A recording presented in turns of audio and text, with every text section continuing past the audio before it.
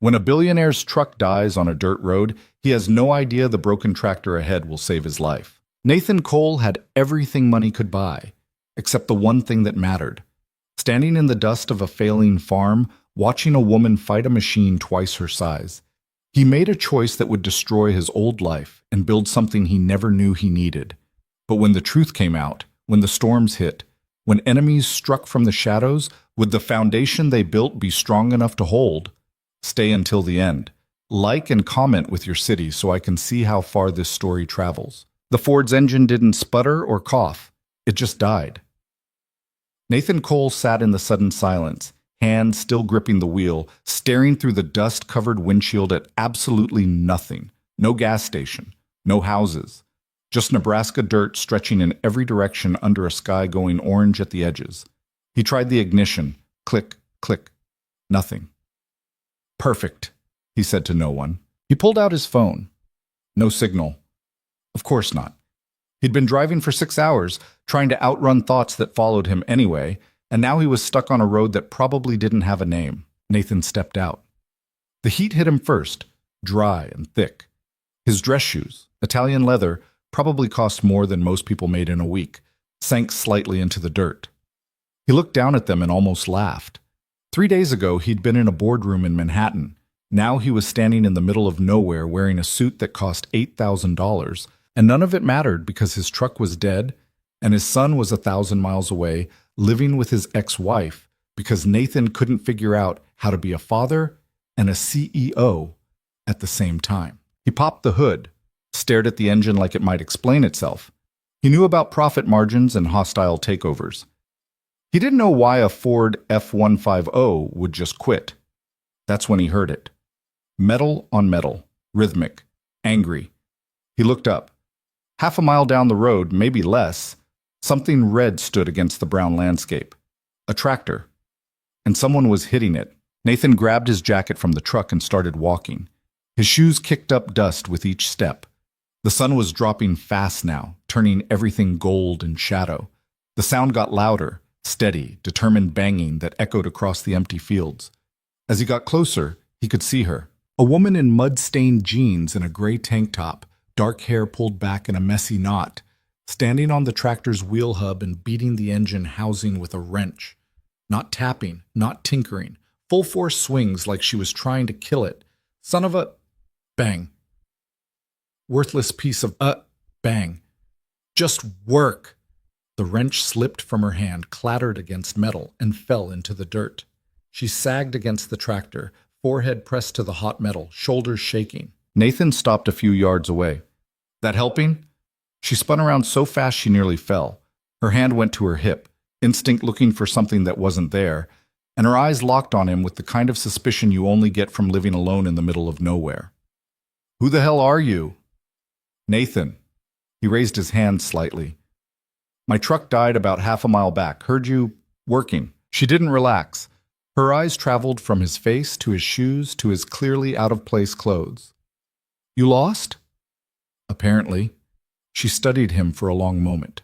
30, maybe? Younger than him by a couple years. Tired in a way that went deeper than one bad day.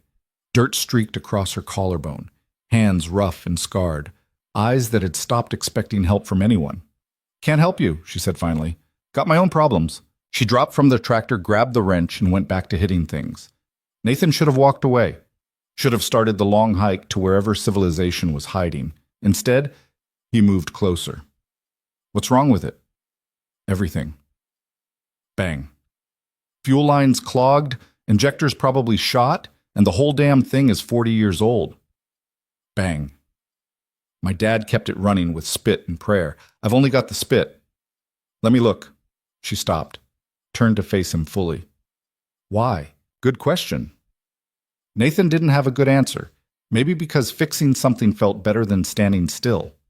Maybe because her frustration was something he recognized, even if the cause was different. I'm good with engines, he said, which wasn't exactly true, but he'd rebuilt a classic Mustang in college when he still had time for things like that. You're wearing a suit. I'll take it off. She laughed, short and sharp and bitter. You think this is funny?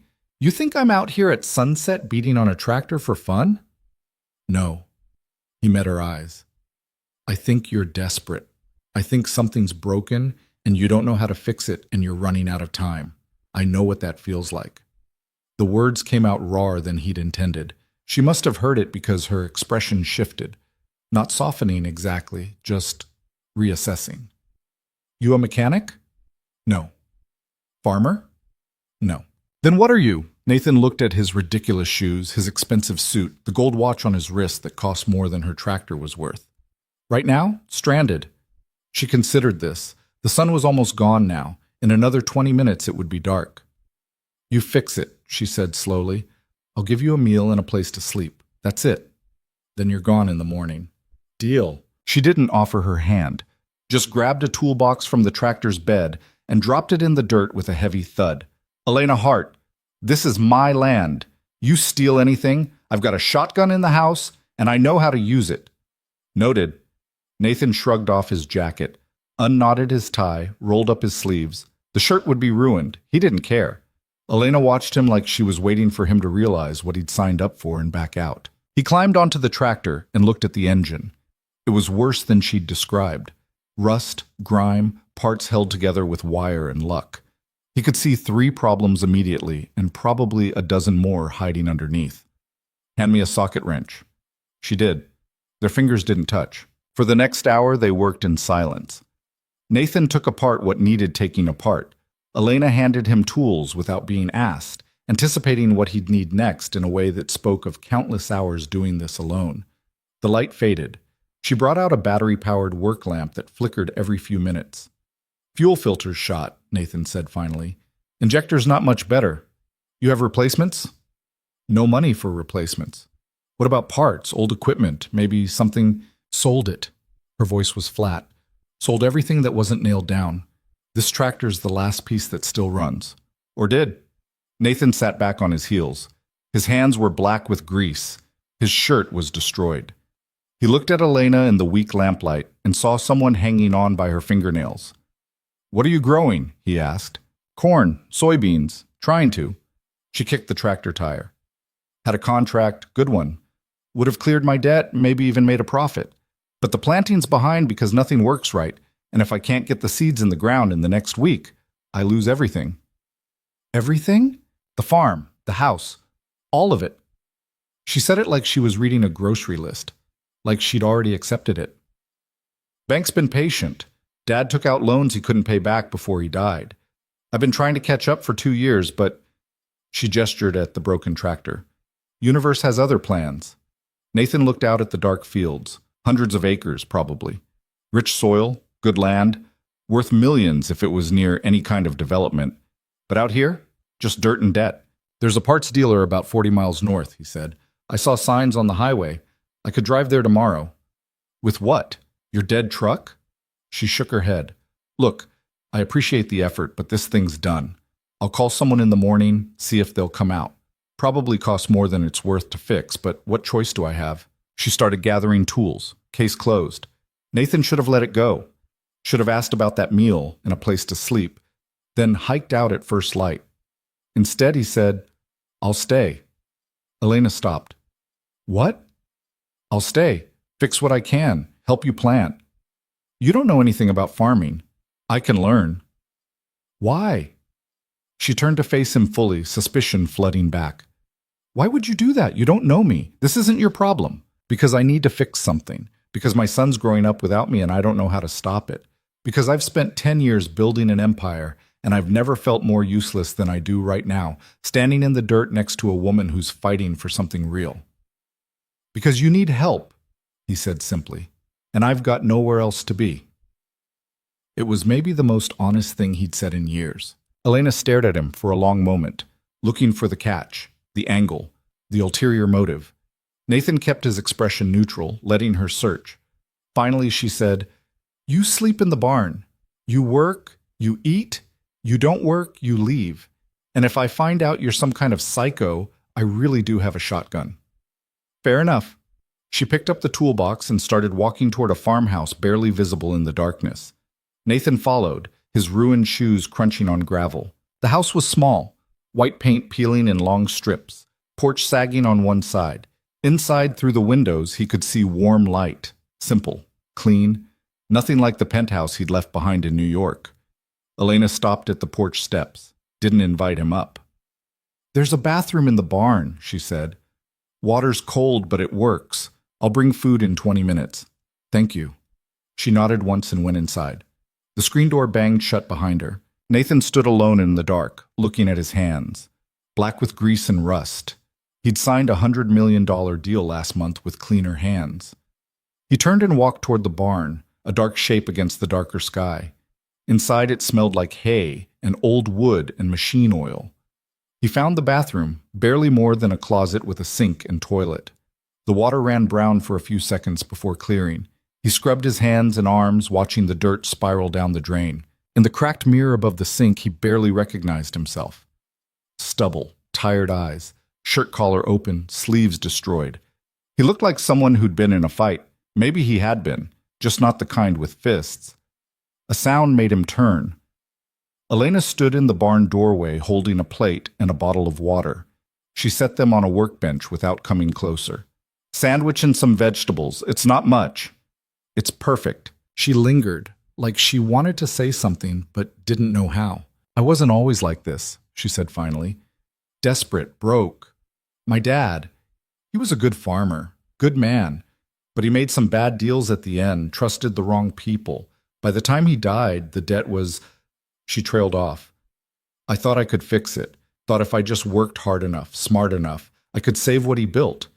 But everything keeps breaking. Everything costs money I don't have, and the harder I try, the worse it gets." Nathan picked up the sandwich, turkey and cheese on wheat bread. Probably the simplest meal he'd eaten in 10 years. "Who's your neighbor?" Her expression darkened. "Why?" "You said your dad trusted the wrong people." Elena crossed her arms. "Marcus Vance owns the spread west of here, 3 times the size of this place.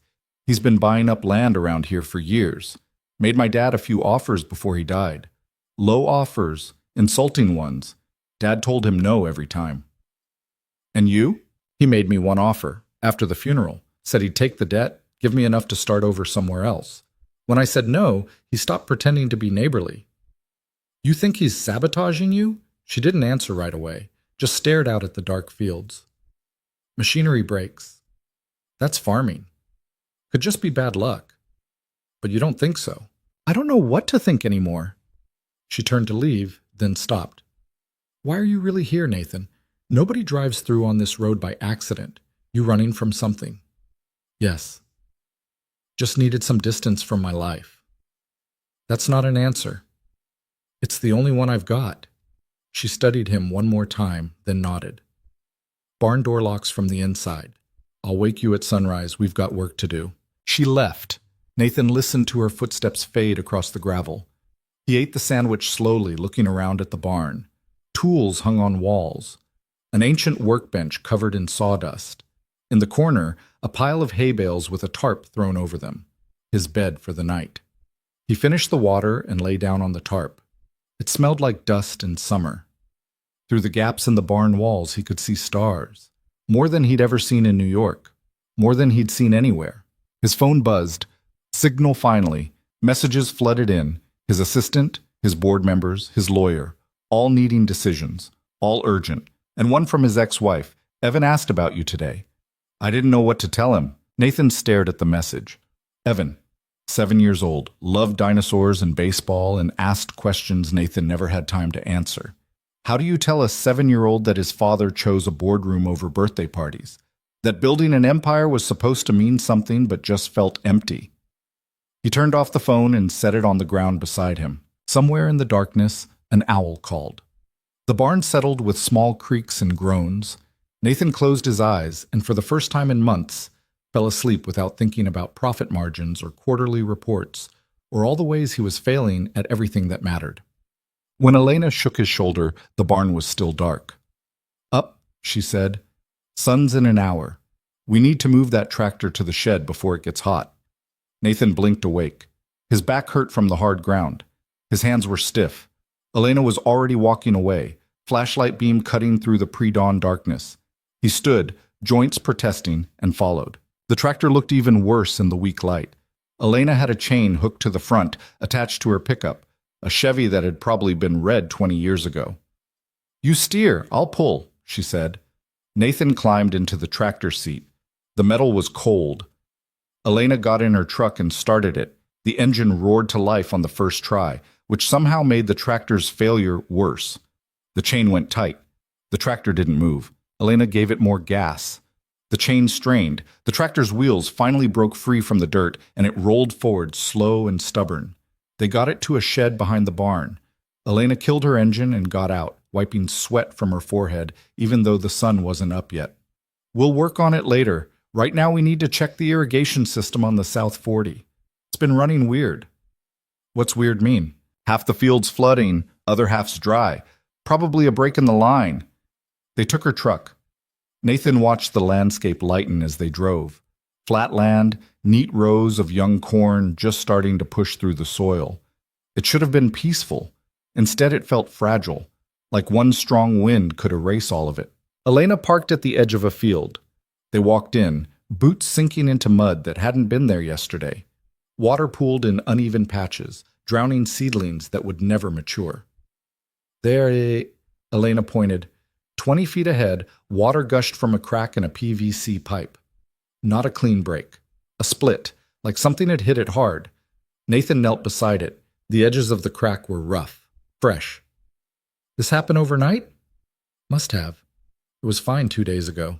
He ran his finger along the pipe, found another crack 6 feet down. Then another. All fresh. All impact damage. Not wear and tear. "Elena?" "What?" "This didn't break on its own. Something hit these pipes, multiple times." She came closer, looked where he was pointing. Her face went hard. "Could have been deer, or equipment passing over." "You drive equipment over your irrigation lines?" "No."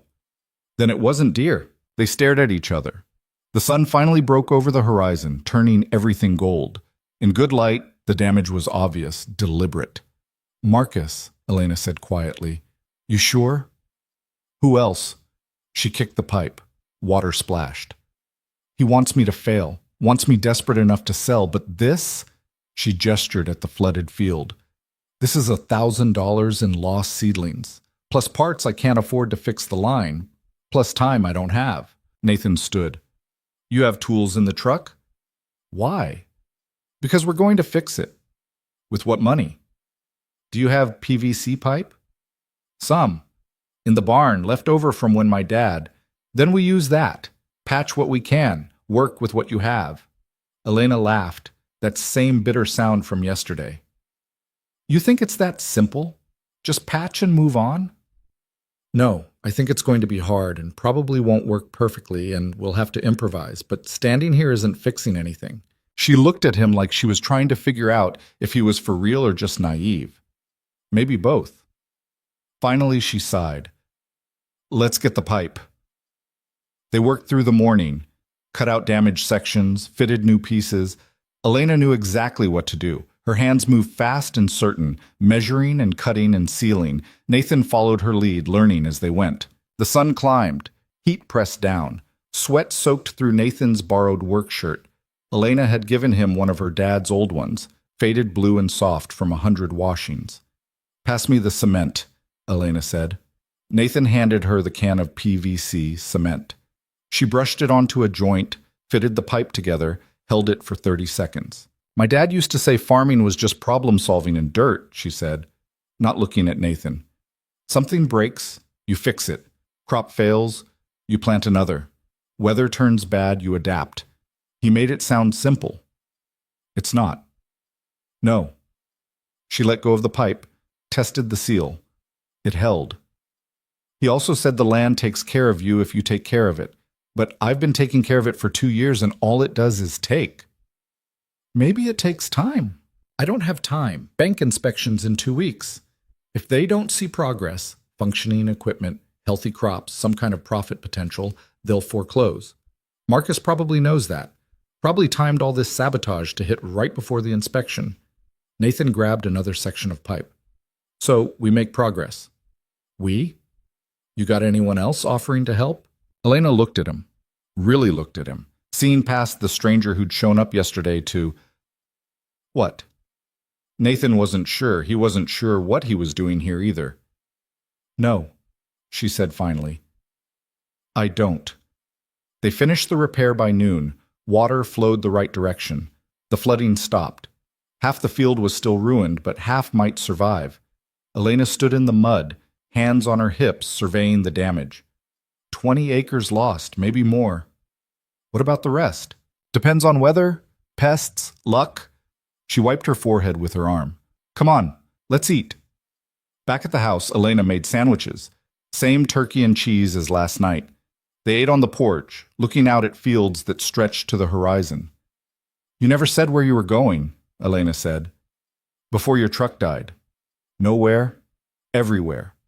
Away. From? Nathan took a bite. Chewed, swallowed. My ex-wife called 3 months ago, said our son barely remembers me. He's 7. I've missed 2 birthdays. 4 parent-teacher conferences. Didn't even know he'd started playing baseball until she sent me a picture of him in a uniform. He set down the sandwich. I'm worth more money than I'll ever spend. I employ 3,000 people. I broker deals that move markets. And I can't remember the last time I tucked my kid into bed. Elena didn't say anything, just listened. So I left, Nathan continued. Told my assistant I needed a few days, got in the truck and drove. Thought maybe if I got far enough away from my life, I'd figure out how to fix it. He laughed without humor. Then the truck died. Turns out running doesn't fix anything. No, Elena said quietly. It doesn't. They sat in silence.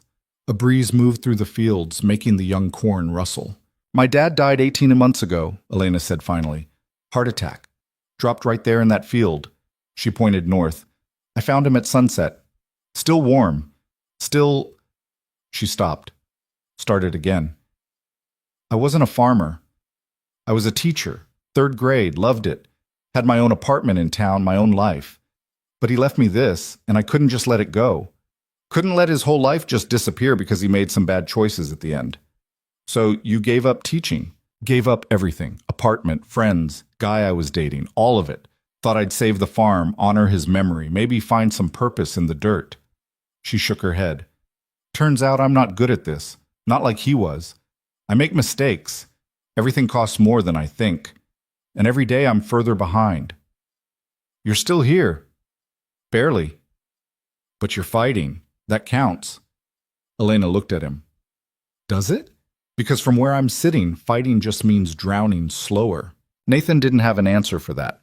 They finished eating in silence. That afternoon, they worked on the tractor. Nathan had ordered parts from his phone, using a credit card that would never show up on Elena's radar, and had them shipped overnight to a hardware store 40 miles north. He'd told Elena he'd called in a favor from a friend. She'd been too tired to question it. The parts arrived late afternoon. They installed them as the sun angled low. The injector, the fuel filter, a dozen small things that added up. When Nathan finally turned the key, the engine coughed, sputtered, caught. It ran. Elena stood frozen, listening to the rumble of the engine like it was a symphony.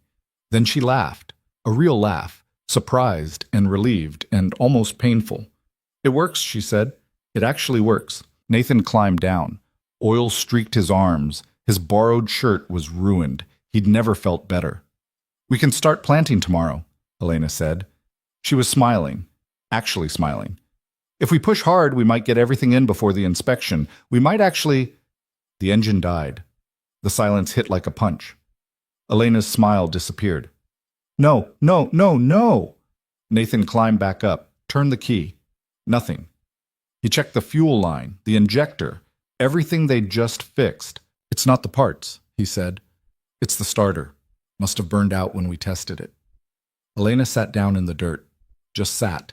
Dropped like someone had cut her strings. Of course it did, she said to no one. Of course. Nathan climbed down, sat beside her. We'll fix it. With what? Her voice cracked. I'm out of money. Out of favors. Out of luck.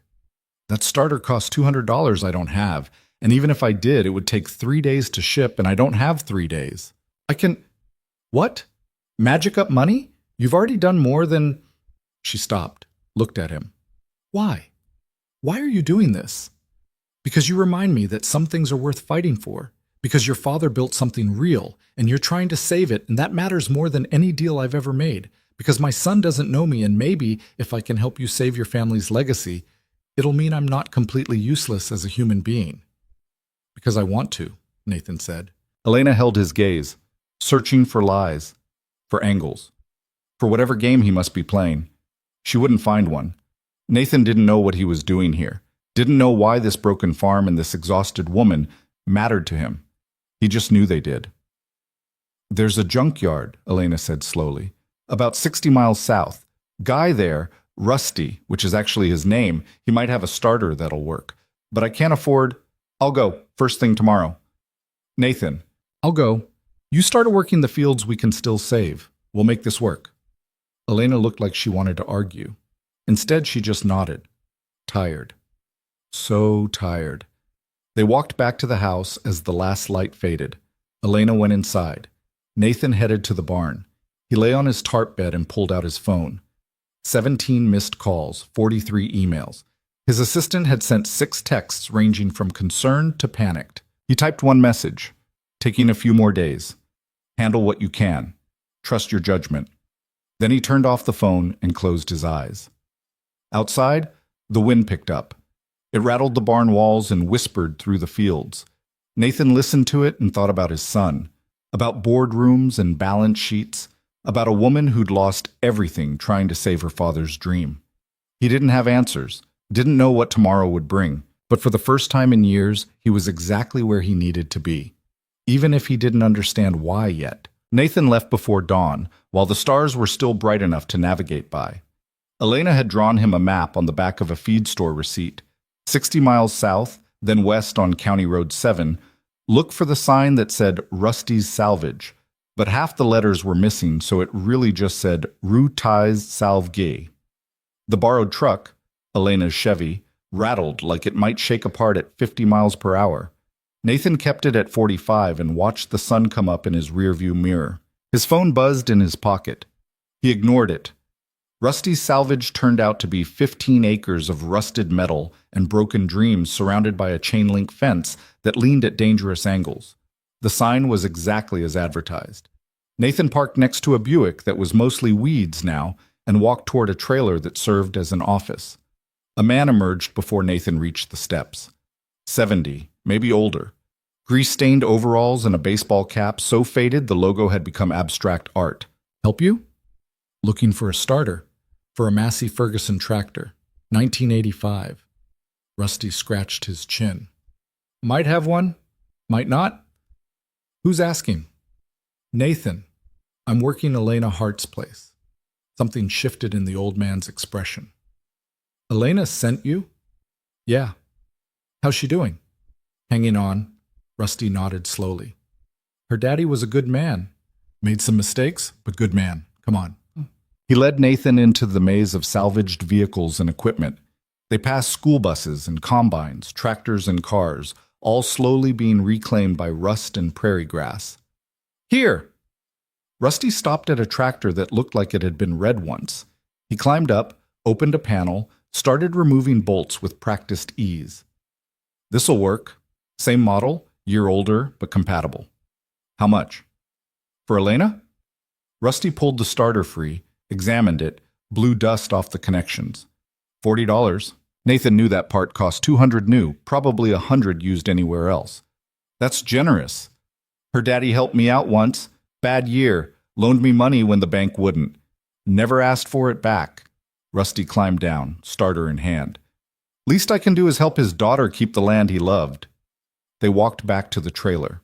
Rusty wrapped the starter in an old towel and handed it over. Nathan pulled out his wallet.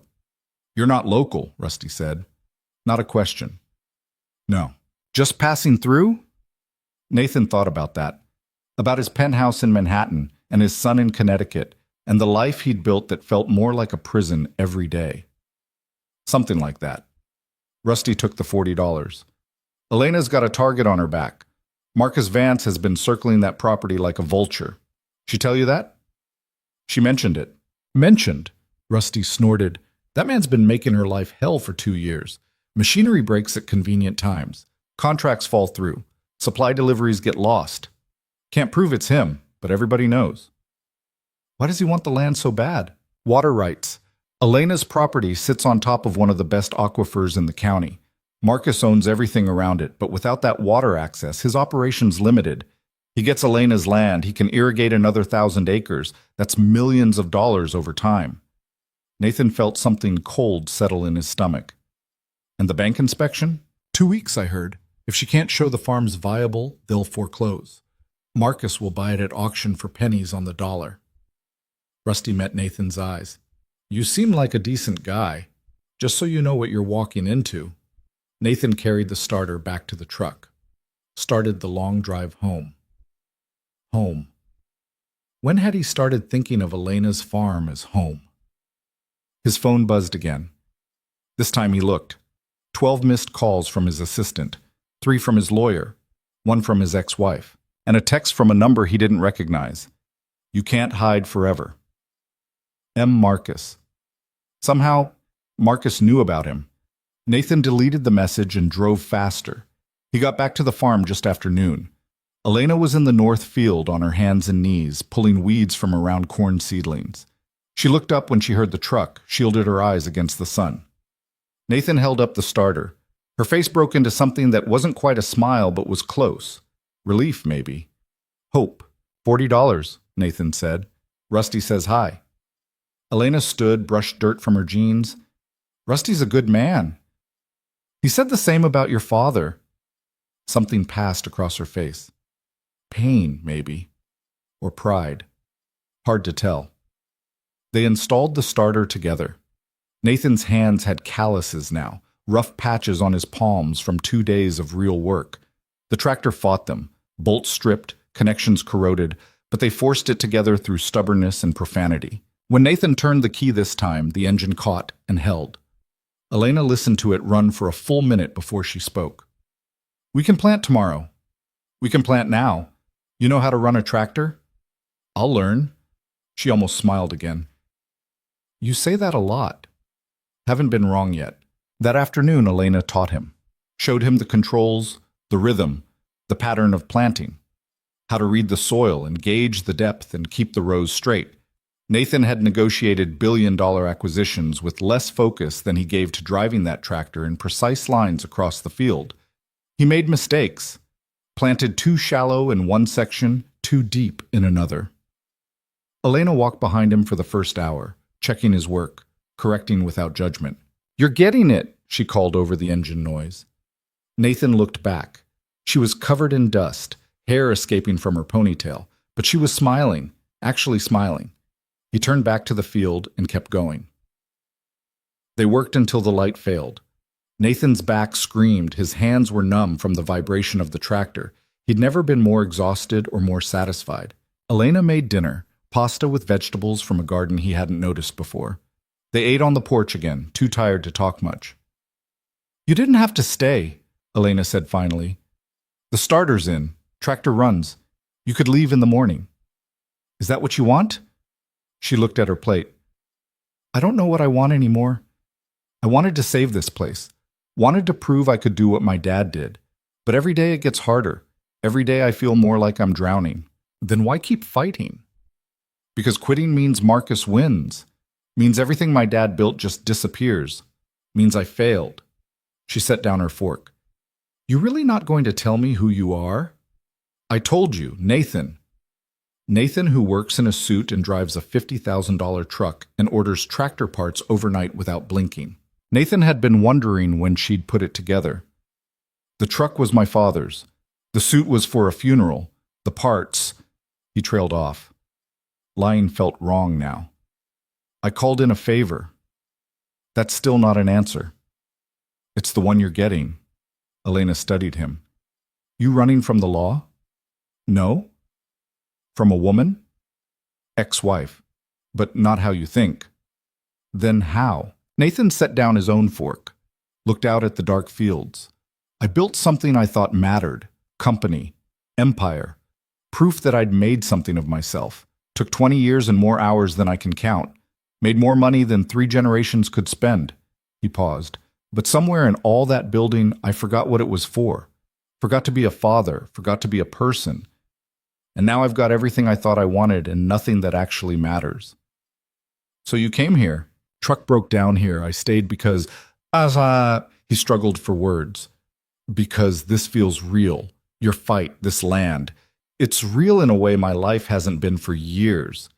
Elena was quiet for a long moment. That's the saddest thing I've heard in a while. Yeah. But at least you're honest about it. They cleaned up in silence. Elena went inside. Nathan walked to the barn, but instead of going in, he walked out to the field they'd planted today. The soil was dark and rich. Somewhere under the surface, seeds were already beginning their slow transformation. He thought about his son, Evan. 7 years old and learning to be a person without a father's guidance. What would Nathan even say to him if he called? How do you explain absence to a child? His phone buzzed. Another text from the unknown number. Having fun playing farmer? Come see me tomorrow. We should talk. Address attached. M. Nathan stared at the message. Marcus wanted a meeting. That meant Marcus saw him as a threat, or an opportunity. He should tell Elena, should warn her that her neighbor was escalating. Instead, he deleted the message and went to bed. Some decisions could wait until morning. The next 5 days blurred together in a rhythm of work and exhaustion. They planted from sunrise to sunset. Nathan learned to read the weather, to feel when rain was coming by the weight of the air. Elena taught him about crop rotation and soil pH and 1,000 other details that separated farmers who survived from those who didn't. They didn't talk much. The work was too demanding, too consuming, but they developed a language of gestures and glances. Nathan would look up from the tractor and find Elena watching to make sure he hadn't screwed up the row spacing. She'd stumble in exhaustion, and Nathan would be there to steady her without either of them acknowledging it. On the third day, Nathan noticed the fence along the eastern property line had been cut. Fresh cuts, clean wire ends. Elena. She came over, saw what he was seeing. Her jaw tightened. That wasn't there yesterday. You sure? I checked this fence 2 days ago. It was fine. They followed the fence line. Fichul found 3 more cuts. Cattle from Marcus's property could walk right through now. If they got into Elena's planted fields. He's not even being subtle anymore, Elena said. Her voice was flat. Dead. Nathan pulled out his phone. Took pictures of every cut. We need to report this. To who? Sheriff's 60 miles away and he's Marcus's cousin. You think he'll do anything? We can't just let him fix the fence. That's what we can do. Fix it and keep going. They spent the afternoon repairing cuts. Nathan bought new wire from town, using his credit card again, covering his tracks, and they strung it tight. By sunset, the fence was solid again, but the message was clear. Marcus could strike whenever he wanted, and there was nothing they could do to stop him. That night, Elena didn't come out with dinner. Nathan waited on the porch, then went to the house and knocked. I'm fine, she called. Not hungry? Elena? Just leave it, Nathan. He stood there for a moment, hand on the door, wanting to push but knowing he had no right. Finally, he walked back to the barn. Couldn't sleep. Lay on his tarp and stared at the ceiling and thought about Marcus Vance. About men who took what they wanted because they could. About systems that protected the powerful and crushed everyone else. He'd been one of those men once. Maybe still was. How many small companies had he acquired and dismantled? How many people had lost their jobs because Nathan saw profit in consolidation? The difference was he'd told himself it was just business. Nothing personal. The market rewarded efficiency. Out here, business had a face, had a name, had hands that bled from fence wire and eyes that had stopped expecting help from anyone.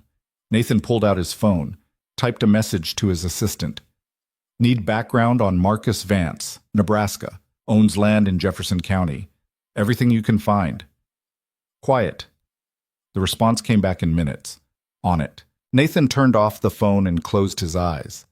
The information arrived the next morning. Nathan's assistant had worked through the night, 30 pages of documents, financial records, property deeds, legal filings.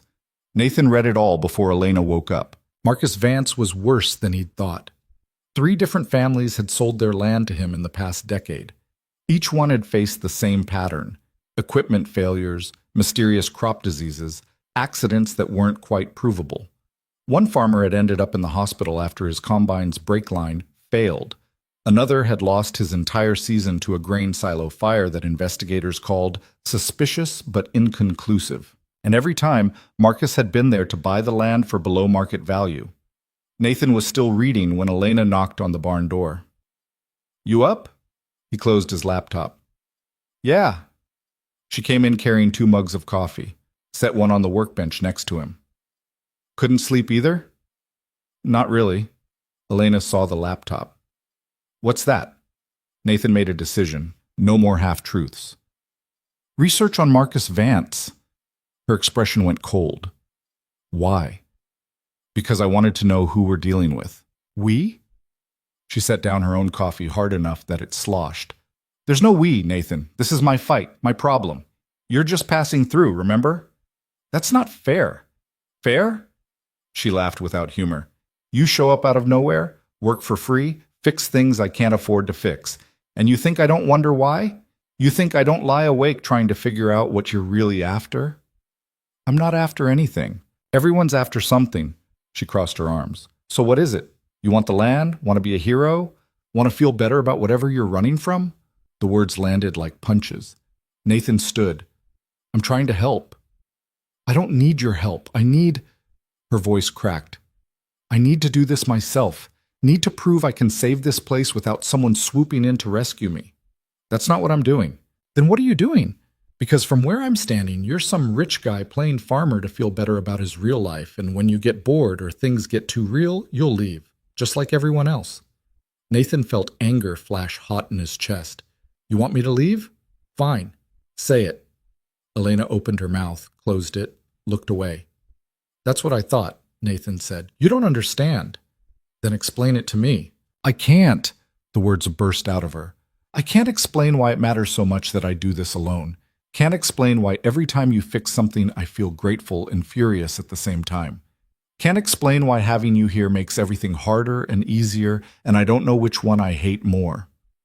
They stood in the barn's dim light, breathing hard, the air between them electric with things neither could say. Finally, Elena spoke, quieter now. "My dad spent 30 years on this land, built it from nothing, and at the end he couldn't hold on, couldn't save it. I watched him die knowing he'd failed." She looked at Nathan. "I can't fail too. Can't let someone else save what I should have saved myself. That's not how this works." "How would you know?" "Because I've been on both sides."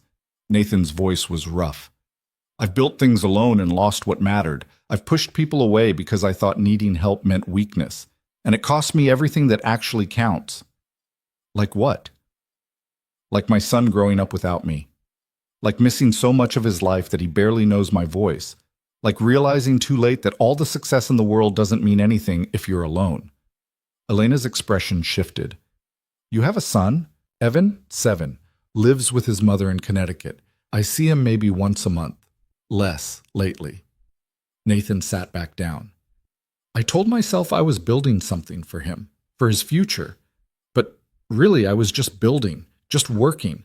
And now I've got this empire and no idea who my own kid is." The anger drained out of Elena. She sat on a hay bale across from him. "Is that why you're here? Trying to make up for lost time by saving my farm?" "Maybe. I don't know. Maybe I'm just tired of failing at things that matter." They sat in silence.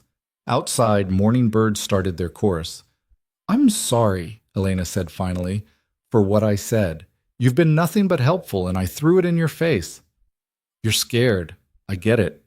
Doesn't make it right." She picked at a thread on her jeans. "This place is all I have left of him, my dad. If I lose it, it's like he never existed. Like 30 years of his life just gone. That's not true. You carry him forward. How you work, how you fight. That's his legacy, not the land." "Easy to say when it's not your father." "Maybe, but it's still true."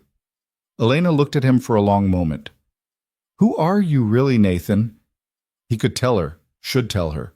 Pull out his phone and show her the news articles, the Forbes profile, the Wikipedia page that detailed every acquisition and controversy. But if he did, everything would change.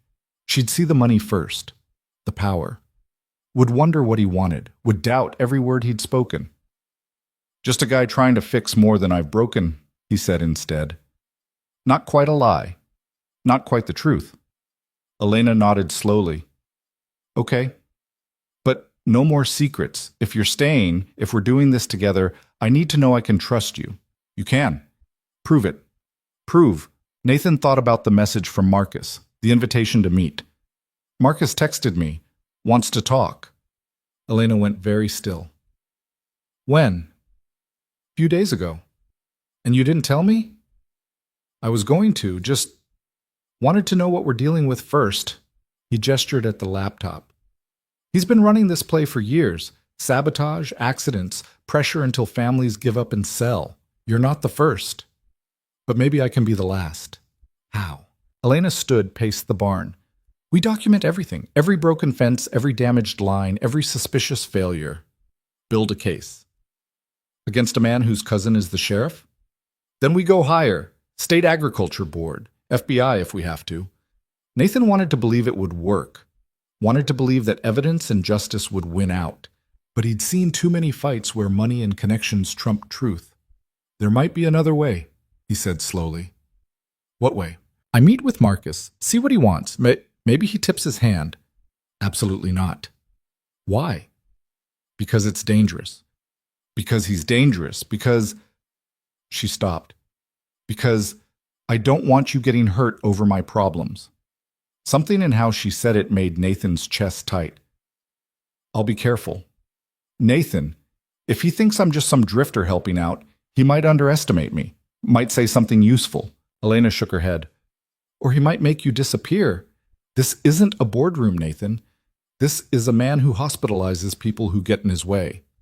I can handle myself. Can you? Against someone who has no rules and nothing to lose? They locked eyes. Nathan saw real fear there, not for herself, for him.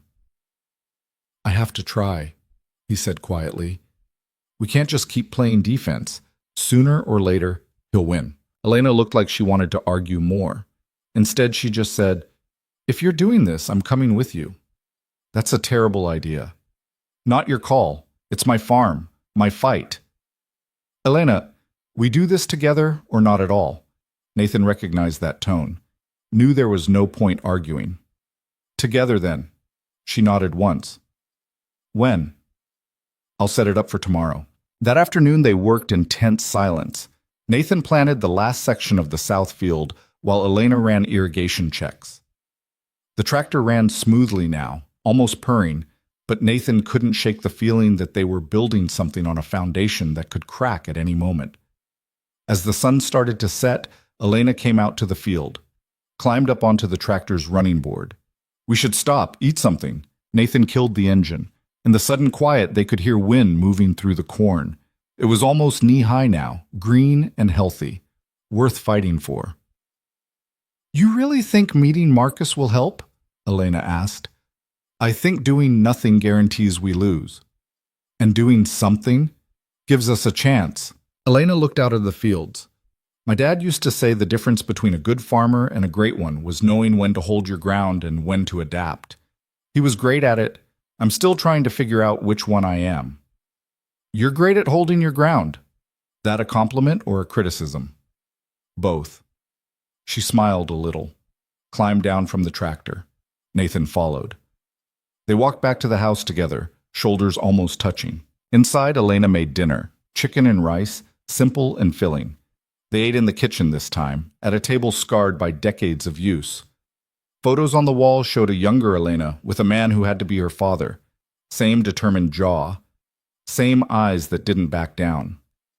He would have liked you, Elena said, following Nathan's gaze. How do you know? He liked people who worked hard and didn't complain. You do both. I complain. In your head. Doesn't count. They cleaned up together, developed a rhythm without discussing it. Elena washed, Nathan dried. The domesticity of it felt strange and right all at once. When the kitchen was clean, Elena didn't go upstairs immediately. Instead, she sat at the table, turned a coffee mug in her hands. I'm scared, she said quietly. Of tomorrow. Of Marcus. Of what happens if this doesn't work. Nathan sat across from her. Me too. You don't seem scared. I'm good at hiding it. Practice. From what? From building a life where showing weakness meant losing everything. He met her eyes. But maybe that was wrong. Maybe being scared means you care about the outcome. Do you care about the outcome? Yes. The word hung between them, more than just about the farm, about something neither of them was ready to name. Elena set down the mug. Thank you. For staying, for helping, for... She trailed off. For seeing me. Not the mess or the failure, just me. Nathan wanted to reach across the table. Take her hand. Tell her he saw someone extraordinary fighting an impossible fight with nothing but stubborn will. Instead he said, You're welcome. Elena stood. Get some sleep. Tomorrow's going to be rough. She went upstairs. Nathan walked to the barn, but sleep was impossible. He lay on his tarp and thought about Marcus Vance, about men who took what they wanted, about what he was willing to do to stop them. His phone buzzed, a text from his ex-wife. Evan asked if you're coming to his game this weekend. I didn't know what to say. Nathan stared at the message. This weekend. 3 days away. His son playing baseball, looking into the stands for a father who was never there. He could leave tomorrow, drive straight to Connecticut, make it to the game, finally be the father Evan deserved. But if he left, Elena would face Marcus alone, would fight this battle without backup, would probably lose. Nathan closed his eyes, typed a response. Tell him I'm sorry. Something came up. I'll make the next one. The same lie he'd told a dozen times before, the same broken promise. He sent the message and hated himself for it, but he didn't leave. Morning came too fast. Nathan was already awake when Elena knocked on the barn door, coffee in hand like yesterday, but her face was different, harder, ready for a fight. You still want to do this? She asked. Nathan took the coffee. Yeah. Then let's get it over with. They took Elena's truck. The address Marcus had sent led them west, past fields that stretched for miles. All Marcus's land, all thriving and green and perfect. A stark contrast to Elena's struggling acres. He owns all this? Nathan asked. This and more. 12,000 acres, 3 grain silos, his own processing facility. Elena's hands were tight on the wheel. My dad's place is 200 acres, a speck compared to what Marcus has, but he wants it anyway. Because of the water. Because he can't stand that something exists that he doesn't own. The ranch house appeared after 20 minutes of driving. Not a house. A compound.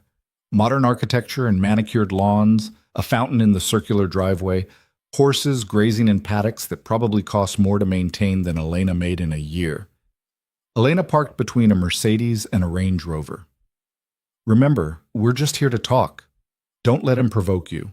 Same to you. They walked to the front door together. Before Nathan could knock, it opened. The man standing there was 60, maybe 65. Tall, broad-shouldered, wearing jeans and a button-down shirt that probably cost $500 but was meant to look casual. Silver hair, sharp eyes, smile that didn't reach anywhere near genuine. Elena Hart, he said warmly, like they were old friends. What a pleasant surprise. Marcus. Elena's voice was ice. His eyes shifted to Nathan. The smile stayed, but something cold moved behind it. And you brought a friend. How nice. Nathan Cole. Nathan extended his hand. Marcus took it, squeezed just a fraction too hard, measuring. Come in, come in. Can I offer you coffee, breakfast? We're fine, Elena said. Suit yourself. Marcus led them through a house that was all leather and wood and expensive art that probably meant something to people who cared about such things. They ended up in an office with floor-to-ceiling windows overlooking the property. Marcus settled behind a desk the size of a small car, gestured to chairs. Nathan and Elena remained standing. So, Marcus said, leaning back, to what do I owe this visit? Cut the act, Elena said. You know why we're here. I'm afraid I don't. The fence, the irrigation, the equipment failures that happen right when I need them most. Marcus spread his hands. Farming's hard, Elena. Things break. You know that. Things don't break in patterns, don't break the day before a bank inspection. Is there a bank inspection coming up? I wasn't aware. You're lying. Marcus's smile finally dropped. Careful, Elena. Accusations like that require proof. We have proof, Nathan said quietly. Marcus's attention snapped to him, really looked at him for the first time. Do you now? Photos? Dates? A pattern of sabotage that's gone on for 2 years. And what exactly would I gain from sabotaging Elena's farm? The land, the water rights, the satisfaction of crushing someone who won't bend. Something flickered in Marcus's expression. Respect, maybe. Or recalculation. You're not a farmer, are you, Mr. Cole? No? Then what are you? Someone who doesn't like bullies. Marcus laughed. Actually laughed. A white knight. How refreshing. He stood, walked to the window. Let me tell you something about farming, Mr. Cole. It's not for the sentimental. It's not for people who think hard work and good intentions are enough. It's a business. Brutal. Unforgiving. Survival of the fittest. Is that what you tell yourself? Elena asked. That you're just better at business? I am better. Your father was a good man, Elena. I respected him. But he made poor choices. Borrowed beyond his means, trusted the wrong people, and now you're drowning in debt trying to save something that should have been sold years ago. That's not your decision to make. No. But it will be the banks, and when they foreclose, I'll be there, just like I've been there for every other failing farm in this county. He turned back to face them. I'm offering you an out, Elena, same as I offered your father. Sell to me now. I'll pay fair market value, cover your debt, give you enough to start fresh somewhere else. You mean pennies on the dollar after you've sabotaged my operation into the ground. I mean a chance to walk away with dignity instead of losing everything at auction. Not interested, Marcus sighed. You're as stubborn as he was. It's admirable. Also stupid. We're done here? Elena turned to leave. The bank inspection is in 1 week, Marcus called after her. Not 2. They moved it up. Just thought you should know. Elena froze. What? I may have mentioned to some friends on the board that there were concerns about the property's viability. They agreed an earlier inspection would be prudent. Nathan felt rage burn cold in his chest. You can't do that. I just did. Marcus sat back down, laced his fingers together. 1 week, Elena. Then you lose everything, unless you take my offer. Go to hell. You first. They left. Elena didn't speak until they were 5 miles down the road. Then she pulled over, hands shaking, and slammed them against the steering wheel. 1 week, 1 goddamn week. We can still what? Still magically make the farm profitable? Still prove to the bank that I'm not a disaster waiting to collapse? She turned to Nathan. It's over. He wins. He always wins. No, you heard him. He moved up the inspection. He has people on the board. He's been planning this for years, and I've been playing catch-up with broken equipment and no money. And, Elena, Nathan grabbed her shoulders. Listen to me. We don't give up. Not now. Why not? What's the point? The point is that man doesn't get to take everything you fought for. Doesn't get to erase your father's legacy because he's greedy and connected. And how do we stop him? With what? Nathan thought about his phone, about his assistant who could make calls, pull strings, move money in ways that would solve this problem in an hour. About the power he'd spent 20 years accumulating and never used for anything that mattered. But if he revealed who he was, what he had, Elena would never look at him the same way, would never trust that he was here for the right reasons. We work, he said instead. We make that farm shine. We show the bank there's potential. In 1 week. In 1 week. Elena searched his face, looking for certainty he didn't have. You really think we can do this? I think we don't have a choice. She nodded slowly, wiped her eyes, started the truck. Then let's get to work. They pushed harder than before.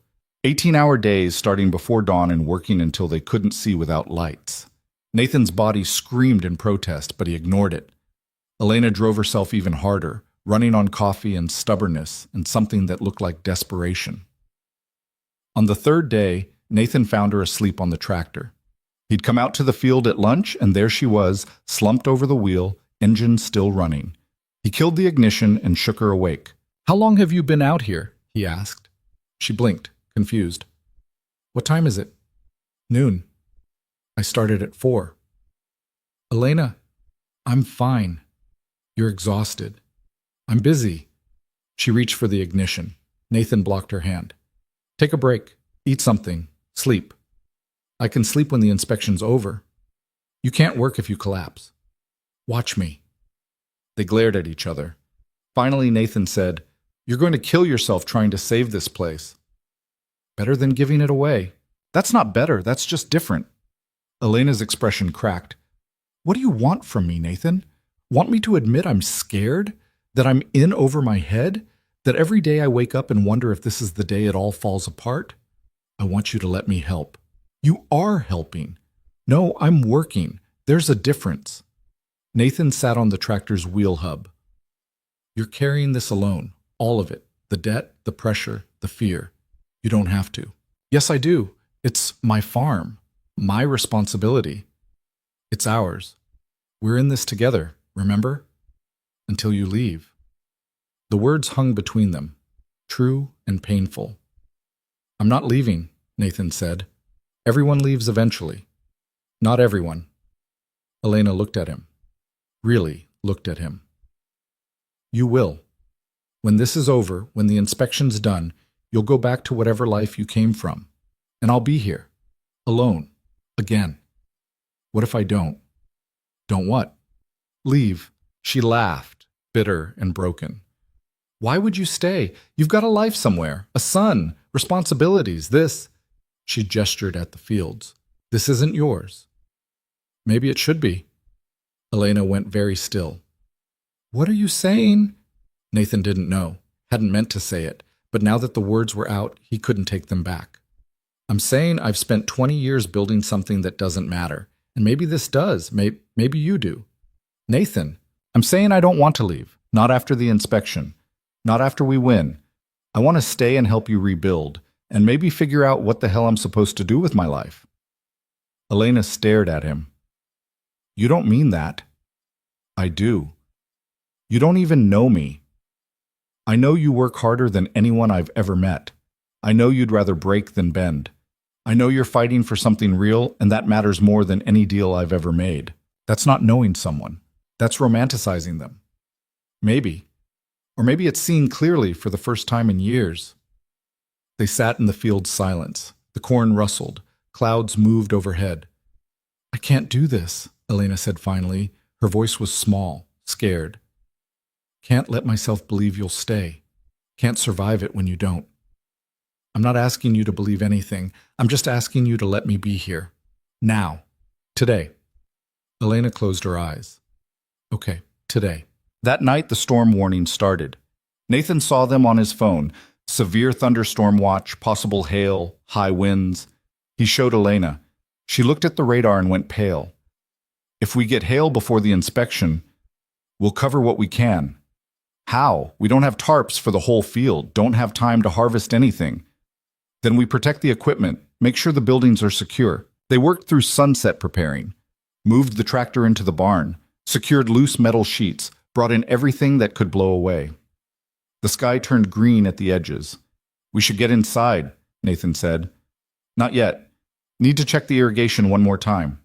"Elena, the storm's coming." "I know. Just give me 10 minutes." She ran toward the south field. Nathan followed, already feeling the wind pick up. The temperature dropped 10 degrees in as many seconds. Lightning flickered on the horizon. Elena was kneeling by a control panel when the first drops hit. Big, heavy drops that meant business. She was trying to adjust something, fingers fumbling with the controls. It stuck. The valve's stuck, and if I can't close it, the whole system will flood, and it thunder cracked overhead. The rain started for real. Sheets of it, violent and cold. "Leave it," Nathan shouted over the wind. "I can't! If this floods—" A sound like a freight train. Nathan looked up and saw it. A wall of water and wind and debris moving across the field toward them. He grabbed Elena and pulled. She fought him. "The system isn't worth your life." He dragged her toward the barn. The wind tried to rip them apart. Rain hit like fists. Something metal flew past Nathan's head close enough to feel the air move. They made it to the barn as the storm hit full force. Nathan slammed the door, and they collapsed against it, soaked and breathing hard. Outside, the world tried to tear itself apart. The storm lasted 3 hours. 3 hours of wind that made the barn walls shake, and rain that sounded like gravel on the roof, and thunder that felt like it was inside Nathan's chest. They sat against the door in the dark. The power had gone out immediately, and listened to their lives get destroyed. Elena didn't cry, didn't speak, just sat with her arms wrapped around her knees and stared at nothing. When it finally stopped, the silence was almost worse. They stepped outside into devastation. The field they'd just planted was underwater. The irrigation system Elena had been trying to save was scattered in pieces across half an acre. The fence they'd repaired was gone. Not broken, gone, ripped up and carried away. The house had lost part of its roof. Shingles everywhere. Water pouring through the second floor. Elena walked through it all like she was moving through a dream, touched the broken fence, looked at the flooded field, stood in front of her house with water streaming through the ceiling. "It's over," she said, voice flat, empty. "We can fix—" "Stop." She turned to face him. "Just stop. Stop pretending we can fix this. Stop pretending any of it matters." "Elena, the inspection's in 4 days. 4 days. Look at this place. Look at what's left." She laughed, high and broken. "Marcus doesn't even have to sabotage me anymore. The universe is doing it for him." Nathan wanted to argue, wanted to tell her they could still salvage something. But looking at the wreckage, he wasn't sure he believed it. "Let's just see what we can—" "No?" Elena walked toward the house. "I'm done. You were right to leave when you had the chance. This place is cursed. My father couldn't save it, and neither can I." She went inside. Nathan stood alone in the mud and rain and tried to figure out how everything had fallen apart so fast. He spent the rest of the day assessing damage. The south field was completely flooded, total loss. The north field had survived better, but the irrigation system feeding it was destroyed. The barn was intact.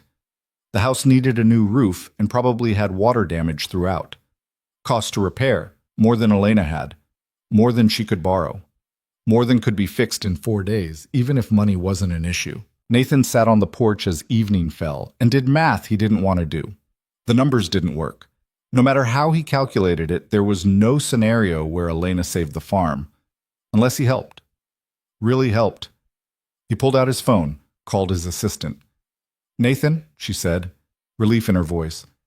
"Thank God. The board's been— I need you to do something. Don't ask questions." "Okay. Wire $50,000 to my personal account. Then I need you to find me a roofing crew that can work in Nebraska. Fast.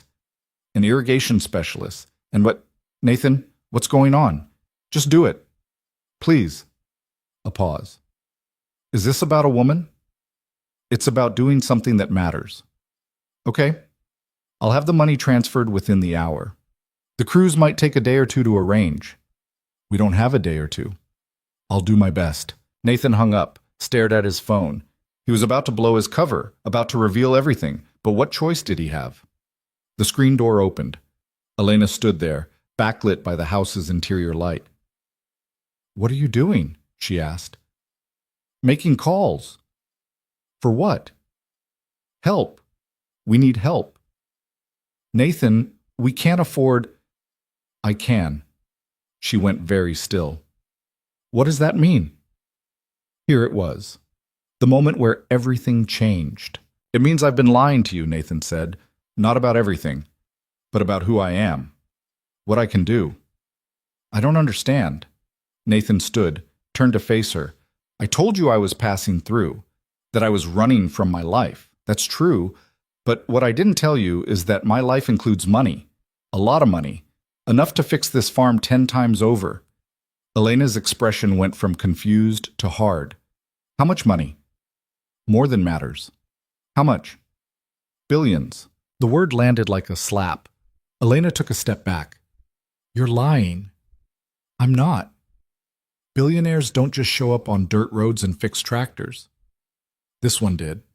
She stared at him, processing. "You've been lying to me for 2 weeks."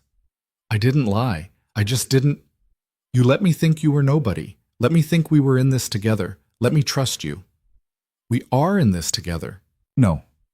Her voice shook. "You were slumming, playing farmer, pretending to be something you're not so you could feel good about yourself. That's not fair." "Fair?" She laughed. "You want to talk about fair? I poured my heart out to you, told you things I haven't told anyone, trusted you when I don't trust anyone, and the whole time you were lying. I was trying to help." By deceiving me? By making me think you were something you're not? I'm exactly who I said I was. A guy who needed to fix something, who needed to feel useful. No, you're a billionaire who wanted to play hero, who wanted to save the poor struggling farmer so you could feel better about your real life. She was crying now, angry tears streaming down her face. Well, congratulations. You did it. You exposed me as the charity case I always was. Elena, sit. Get out. Let me explain. Get out, she was shouting now. Get out of my barn and off my land and out of my life. Nathan stood frozen. I'm trying to save your farm. I don't want you to save it. I don't want your money or your help or your pity. I want you gone. You don't mean that. I do. I really do. She wiped her eyes. You want to help? Wire money to the bank. Pay off my debt. Buy the farm yourself for all I care. But do it from wherever billionaires do their business. Just don't do it here. She went inside, slammed the door, locked it. Nathan stood on the porch in the dark and felt everything he'd been trying to build crumble. He'd come here to fix something, to find purpose, to maybe become someone his son could be proud of. Instead, he'd lied to the one person who'd treated him like a human being instead of a bank account, had broken her trust trying to save something she'd needed to save herself. He walked to the barn, gathered his things, which wasn't much since he'd bought everything here, his phone, his wallet, the keys to Elena's truck, which he left on the workbench. He'd call a car, go back to New York, wire the money anonymously, make sure Elena kept her farm, and never see her again. He was halfway to making the call when he stopped. This was what he always did. Ran when things got hard. Fixed problems with money from a distance. Never stayed to face the mess he'd made. His son was growing up without a father because Nathan kept running. His marriage had failed because he'd never been present. His whole life was built on being somewhere else. Not this time. Nathan set down his phone, walked back to the house, knocked on the door. Go away, Elena shouted from inside. No, Nathan, I'm not leaving. I'm not wiring money from New York and disappearing. I'm staying and we're going to fix this together. I don't want your help. Too bad. You're getting it anyway. You can't just decide. You're right, I lied. I should have told you who I was from the start. But I was scared. Scared you'd see the money instead of me. Scared you'd never trust that I was here for the right reasons. Silence from inside. I've spent 20 years being Nathan Cole, the billionaire, he continued, and I hate him, hate what he's become, hate that he has everything and nothing. So when I met you, when you saw me as just Nathan, just some guy who could fix a tractor, I wanted to be that, wanted to be someone simple and useful and real. More silence. But I'm not simple. I've got money and power and connections and all the things that make people treat me different, and I should have been honest about that, should have trusted you to see past it. I'm sorry. The door opened. Elena stood there, eyes red, arms crossed. You're still leaving, she said. No. You have to. I can't. Her voice broke. I can't have you here out of pity. Can't have you saving me because you feel guilty about your real life. That's not why I'm here. Then why? Nathan met her eyes. Because for the first time in 20 years, I'm exactly where I need to be. Because you see me as someone worth knowing instead of something worth using. Because your fight matters more than any board meeting or acquisition or anything I've ever done. That's just guilt talking. No. That's me finally being honest. He stepped closer. I don't want to save you, Elena. I want to fight with you. Want to rebuild this farm and tell Marcus to go to hell and maybe figure out how to be someone my son wouldn't be ashamed of. Elena searched his face. You'll leave eventually. They always do. Maybe. But not tonight. Not tomorrow. Not until you tell me to go. She looked at him for a long moment, something shifting behind her eyes. Not forgiveness, not trust, but maybe the beginning of both. Okay, she said finally, but no more lies. Not about who you are or what you can do or why you're really here. No more lies. And you don't get to just fix everything with money. We do this the right way, together. Together. Elena nodded, stepped aside, let him in. They stood in her kitchen, damaged ceiling, dripping water into a bucket, walls stained, everything wrong, and neither of them moved. The inspection's in 4 days, Elena said. I know. We can't fix everything in 4 days. No. but we can fix enough. How? Nathan pulled out his phone. I know people, good people, people who owe me favors. Nathan, not fixing it with money, fixing it with help. There's a difference. Elena looked exhausted, defeated, but also something else. Something that might have been hope. Okay, she said, let's try. Nathan made the calls from Elena's kitchen while she tried to salvage what she could from the upstairs bedrooms. He started with his assistant. I need emergency contractors in Nebraska, roofing crew, irrigation specialists, structural engineers. Best people you can find. Nathan, coordinating that in 3 days will cost, I don't care what it costs. Just make it happen. Okay? Anything else? He hesitated. Yeah, I need documentation. Every property transaction Marcus Vance has made in the last 10 years. Every lawsuit, every insurance claim, every complaint filed with the county, everything. That's going to take time. You have 12 hours. He hung up and called his lawyer next. Then an investigator he'd used for due diligence on acquisitions. Then a friend at the FBI who owed him a favor from 5 years back. By midnight, wheels were turning. By morning, people would arrive. Elena came downstairs carrying a box of photo albums, water-damaged but salvageable. She set them on the kitchen table and just stared at them. My whole childhood, she said quietly. My dad's whole life. Almost lost. Nathan moved the bucket catching drips from the ceiling. We'll dry them out. Scan them if we need to. That's not the point. I know. She sat at the table, opened one of the albums, pages stuck together. Photos bleeding color. She peeled one free carefully, a young girl on a tractor, maybe 7 years old, grinning at the camera, her father's arm around her shoulders. He taught me to drive that tractor when I was 6, Elena said. Illegally young, probably dangerous, definitely against my mother's wishes. But he said farmers start early or they don't start at all. She touched the photo. I thought I was so grown up, so important. Nathan sat across from her. You were. I was a kid playing pretend, just like I've been playing pretend for the last 2 years. Pretending I could do what he did. Pretending hard work would be enough. It is enough. Then why are we losing? Because Marcus cheated. Because the system's rigged. Because sometimes doing everything right still isn't enough. Nathan reached across the table, stopped just short of taking her hand. But that doesn't mean we quit. Elena looked at his hand. At him. Why do you care so much? Really? Not the guilt or the redemption or whatever. Why does this farm matter to you? Nathan thought about it. Really thought about it. Because it's real. Because your father built something that mattered and you're fighting to keep it alive, and that's worth more than any company I've ever run. Because watching you work, watching you fight, makes me want to be better than I've been. That's a lot of pressure. You didn't ask for it. No. She finally took his hand, squeezed once, let go. But here we are anyway. They sat in the damaged kitchen until the water bucket overflowed and Nathan had to empty it. Outside, the first hint of dawn was touching the horizon. You should sleep, Elena said. Tomorrow's going to be brutal. So should you. Can't. Too much spinning in my head. She closed the photo album carefully. Tell me about your son. The question caught Nathan off guard. What? You mentioned him. Evan, 7 years old. Tell me about him. Nathan leaned back in his chair. I don't know him well enough to tell you much. That's the problem. Then tell me what you do know. He loves dinosaurs, the kind with long names I can never pronounce. And baseball. Plays second base, I think. Or maybe shortstop.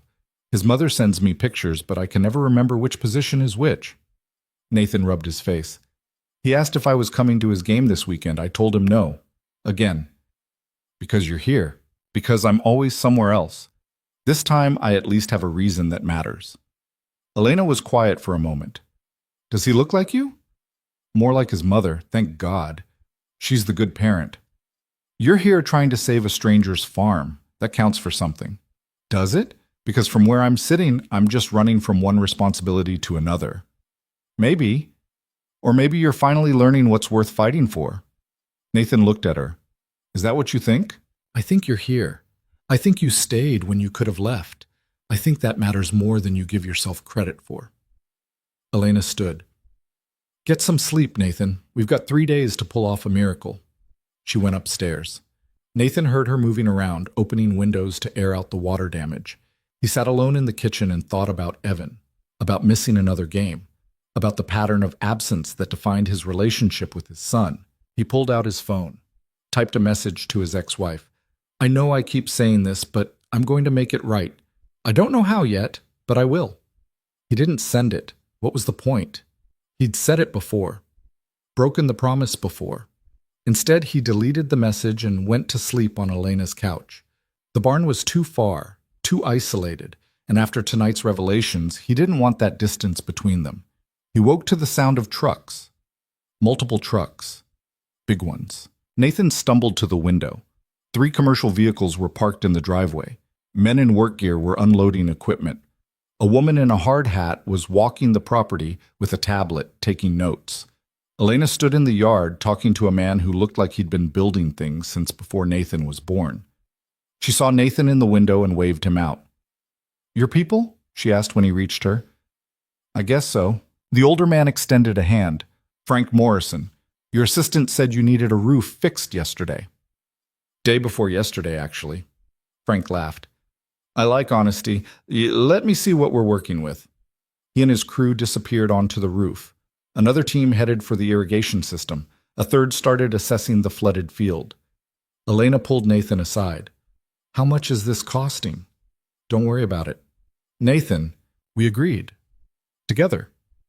That means I use what I have and you use what you have and we don't keep score. That's not fair to you. Life's not fair. You taught me that. She wanted to argue. He could see it. Instead, she just shook her head and went to help the irrigation team. The next 3 days blurred together in a chaos of work and coordination and small miracles that added up. Frank's crew had the roof patched in 8 hours and properly fixed in 30. The irrigation team salvaged what they could and jerry-rigged the rest into something functional. The flooded field couldn't be saved, but they managed to drain it enough that it didn't look like a disaster zone. Nathan worked alongside everyone, learning as he went. How to properly seal a roof, how to test water pressure in irrigation lines, how to read soil composition and determine what could be salvaged. Elena was everywhere at once, directing crews, making decisions, working twice as hard as anyone else. Nathan watched her transform from exhausted and defeated to focused and fierce. This was her element, not giving up, fighting. On the second day, Nathan's investigator called. I've got what you asked for. Marcus Vance is dirty as hell. How dirty? 6 property acquisitions in 10 years, all from families who experienced suspicious equipment failures and accidents right before foreclosure.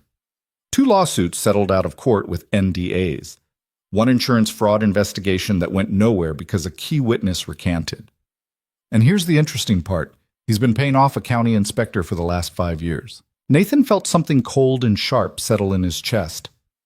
You have proof? Bank records, email trails, enough to make the FBI very interested if it landed on the right desk. Send it to me, all of it. Nathan, if you're thinking about confronting him, just send it. The files arrived an hour later. Nathan printed everything and put it in a folder. Then he made another call. Marcus Vance's office. This is Nathan Cole. I need to speak with Marcus. A pause. 1 moment. Marcus came on the line sounding amused. Mr. Cole, to what do I owe the pleasure? We need to talk. In person. About? Your business practices, your arrangements with certain county officials, your pattern of acquiring properties through intimidation and sabotage. The amusement vanished. I don't know what you think you found. I found everything. And I'm coming to see you in 1 hour, alone. You're going to listen to what I have to say. Or what? Or I send what I have to the FBI and you spend the next decade fighting federal charges. Silence. Then, 1 hour. Come alone or the deal's off. Nathan hung up, turned to find Elena standing in the doorway. What deal? She asked.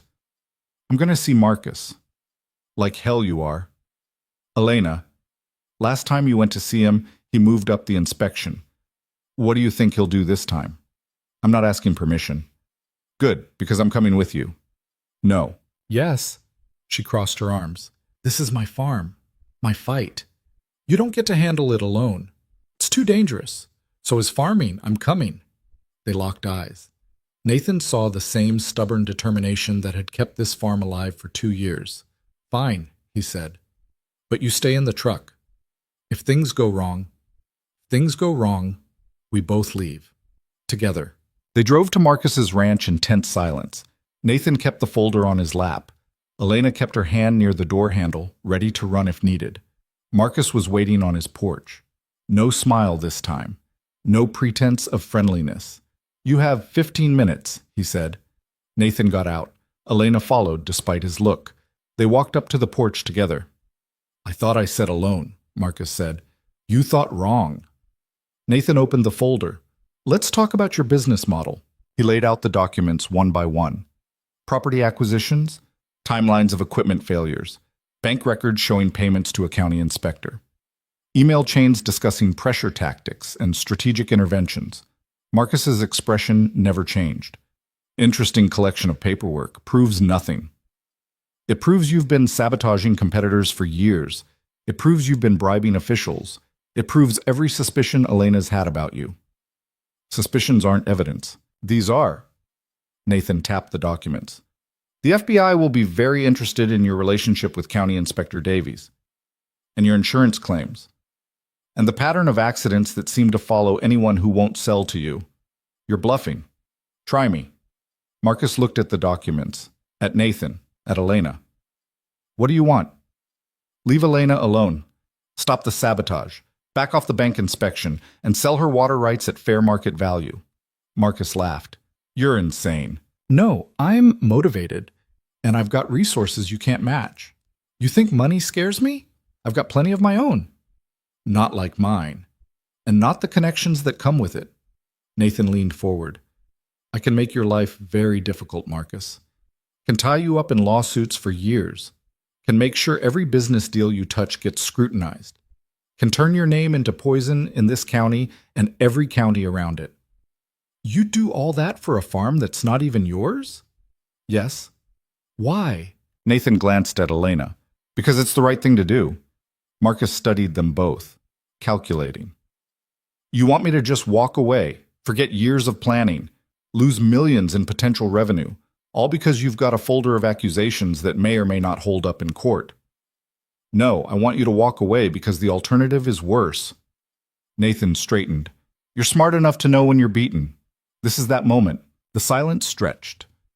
Elena stood perfectly still beside Nathan, barely breathing. Finally, Marcus said, "The inspection happens as scheduled, tomorrow. If Elena's farm passes, I'll back off. If it doesn't, I buy it at auction and you don't interfere." That's the deal. Take it, or I'll tie you up in court for the next 5 years and bankrupt that farm through legal fees alone." Nathan wanted to argue, wanted to threaten, but Marcus had just revealed his own weakness. He was worried about the documents, worried enough to negotiate. "Fine," Nathan said, "but the sabotage stops now, tonight. If anything else breaks suspiciously between now and the inspection, nothing will break. You have my word." "Your word means nothing." Marcus smiled thinly. "Then I guess you'll just have to trust me." They left, got in the truck, drove half a mile before Elena spoke. "Did we just win or lose?" "I don't know. He's going to let the inspection happen. That's something. Or he's confident we'll fail anyway." Elena looked out at the fields rolling past. "Then we better make sure we don't." They got back to the farm at sunset. The crews were packing up. Frank found Nathan and handed him a clipboard. "Everything's documented. Roof's solid, should last another 20 years. Irrigation's functional, but you'll want to upgrade the whole system when you can afford it. Field drainage is improved, but that South 40 is going to be marginal for a while." "Will it pass inspection?" Frank scratched his chin. "Depends what they're looking for. Structurally, yeah. Operationally, you're on the edge. Could go either way." "That's not reassuring." "Farming never is." Frank clapped Nathan on the shoulder. "But you've got good bones here. Property's worth saving." The crews left. Nathan and Elena stood in the yard looking at what they'd built in 3 days. The house had a new roof. The fields were drained. The equipment was functional. It wasn't perfect, wasn't even close, but it was better than it had been. "Think it's enough?" Elena asked. "Has to be." That night they ate dinner on the porch again. Sandwiches, because neither had energy for anything more complicated. The sky was clear, stars bright enough to read by. Tomorrow we find out if 2 years of work meant anything, Elena said. It meant something regardless. Did it? Because if we lose tomorrow, it all goes to Marcus anyway. The outcome doesn't determine the meaning. You fought. That matters. Elena set down her sandwich. You sound like my father. He used to say the work was the reward, that the trying was enough. Was he right? I don't know. Ask me tomorrow. They cleaned up. Elena went inside. Nathan started for the barn, but she called him back. Don't sleep out there tonight. Where should I sleep? I don't know. Couch, guest room, somewhere that's not alone in a barn the night before everything falls apart. Nathan came back to the porch. You think it's going to fall apart? I think there's a good chance, and I don't want to face it alone. She went inside. Nathan followed. She pointed to the guest room, her father's room from the looks of it. Photos on the wall, old furniture, clean sheets that smelled like lavender. Thank you, Nathan said. For what? For letting me stay. For trusting me after I lied, for not giving up even when you had every reason to. Elena leaned against the doorframe. You want to know something? I'm terrified. Of tomorrow. Of losing. Of what comes after if we don't make it. Me too. But I'm glad you're here. Glad I didn't have to do this alone. So am I. They stood in the hallway, neither moving. The house creaked around them, settling, holding together. Good night, Nathan. Good night. She went to her room. Nathan lay on the bed and stared at the ceiling. Tomorrow would determine everything. Tomorrow, Marcus would either be forced to honor his word or they'd lose the farm, and Elena's last connection to her father would disappear. Nathan pulled out his phone, looked at photos of Evan he'd saved months ago, his son at baseball practice, his son building something with Legos, his son smiling at something off camera. He typed another message to his ex-wife. I miss him. I miss being his father. I don't know how to fix it, but I'm trying to learn. This time he sent it. The response came 5 minutes later. He misses you too. We both do. Whatever you're doing out there, I hope it's worth it. Nathan looked at the message for a long time. Then he turned off his phone and tried to sleep. The bank inspector arrived at 8 in the morning. A woman in her 50s with a clipboard and an expression that gave nothing away. She introduced herself as Jennifer Morrison and said she'd need about 3 hours to complete her assessment. Elena showed her around. Nathan followed at a distance, watching Jennifer make notes and take photos and ask questions. Elena answered with forced calm. They walked the fields, examined the irrigation system, inspected the house and barn. Jennifer's expression never changed. She just wrote and photographed and moved methodically through her checklist. After 2 hours, she asked to see financial records. Elena brought out everything: loan documents, expense reports, crop projections, maintenance logs. Jennifer reviewed them in silence. Nathan wanted to say something, wanted to argue their case, but this wasn't a negotiation, it was an evaluation. The numbers would speak for themselves. Finally, Jennifer closed the last folder and stood. I've seen enough. And? Elena's voice was tight. The property shows significant recent improvements: roof repairs, irrigation updates, field drainage, all documented and up to code. But your debt-to-asset ratio is concerning.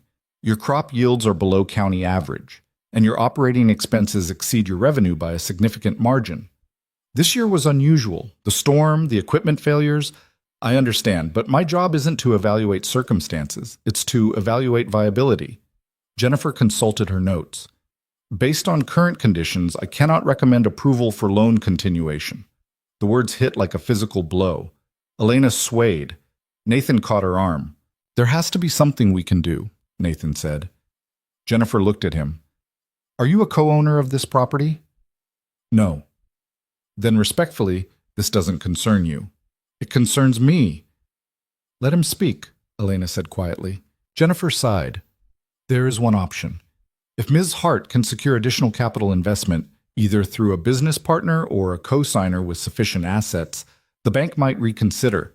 But we're talking substantial capital, enough to cover operational expenses for the next 2 years while the farm rebuilds. How much? Nathan asked. $300,000, minimum. Elena made a sound like she'd been punched. I don't have that kind of money. Don't have anyone who does. Nathan met Jennifer's eyes. I do. Nathan, no, Elena started. I'll co-sign. Provide the capital, whatever's needed. Jennifer raised an eyebrow.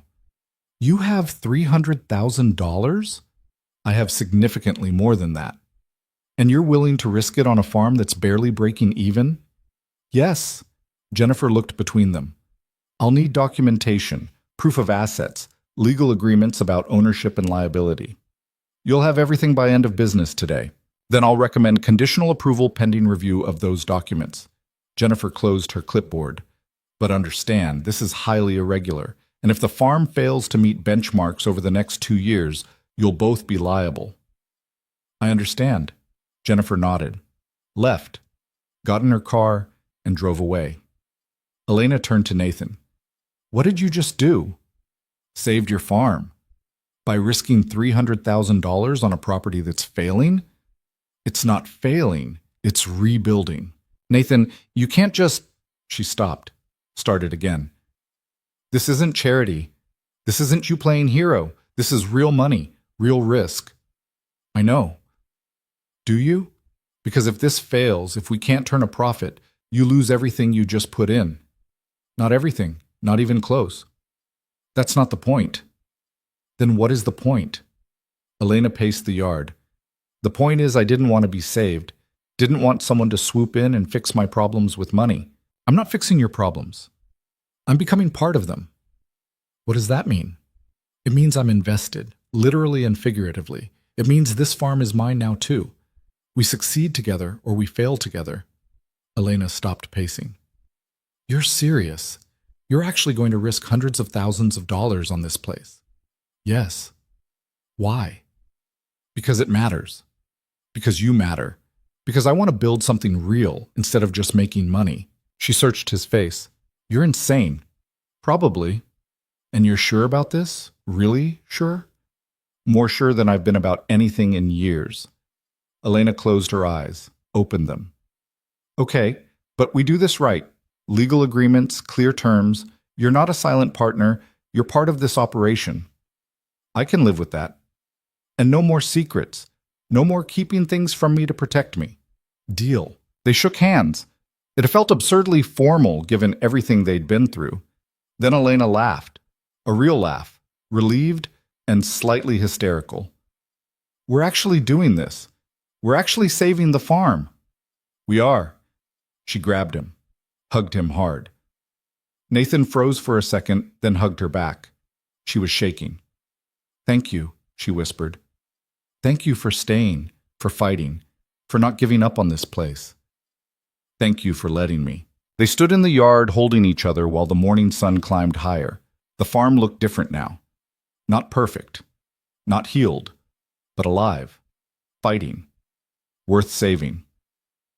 Nathan spent the afternoon coordinating with his lawyers, drawing up partnership agreements, transferring funds, making everything official and legal and binding.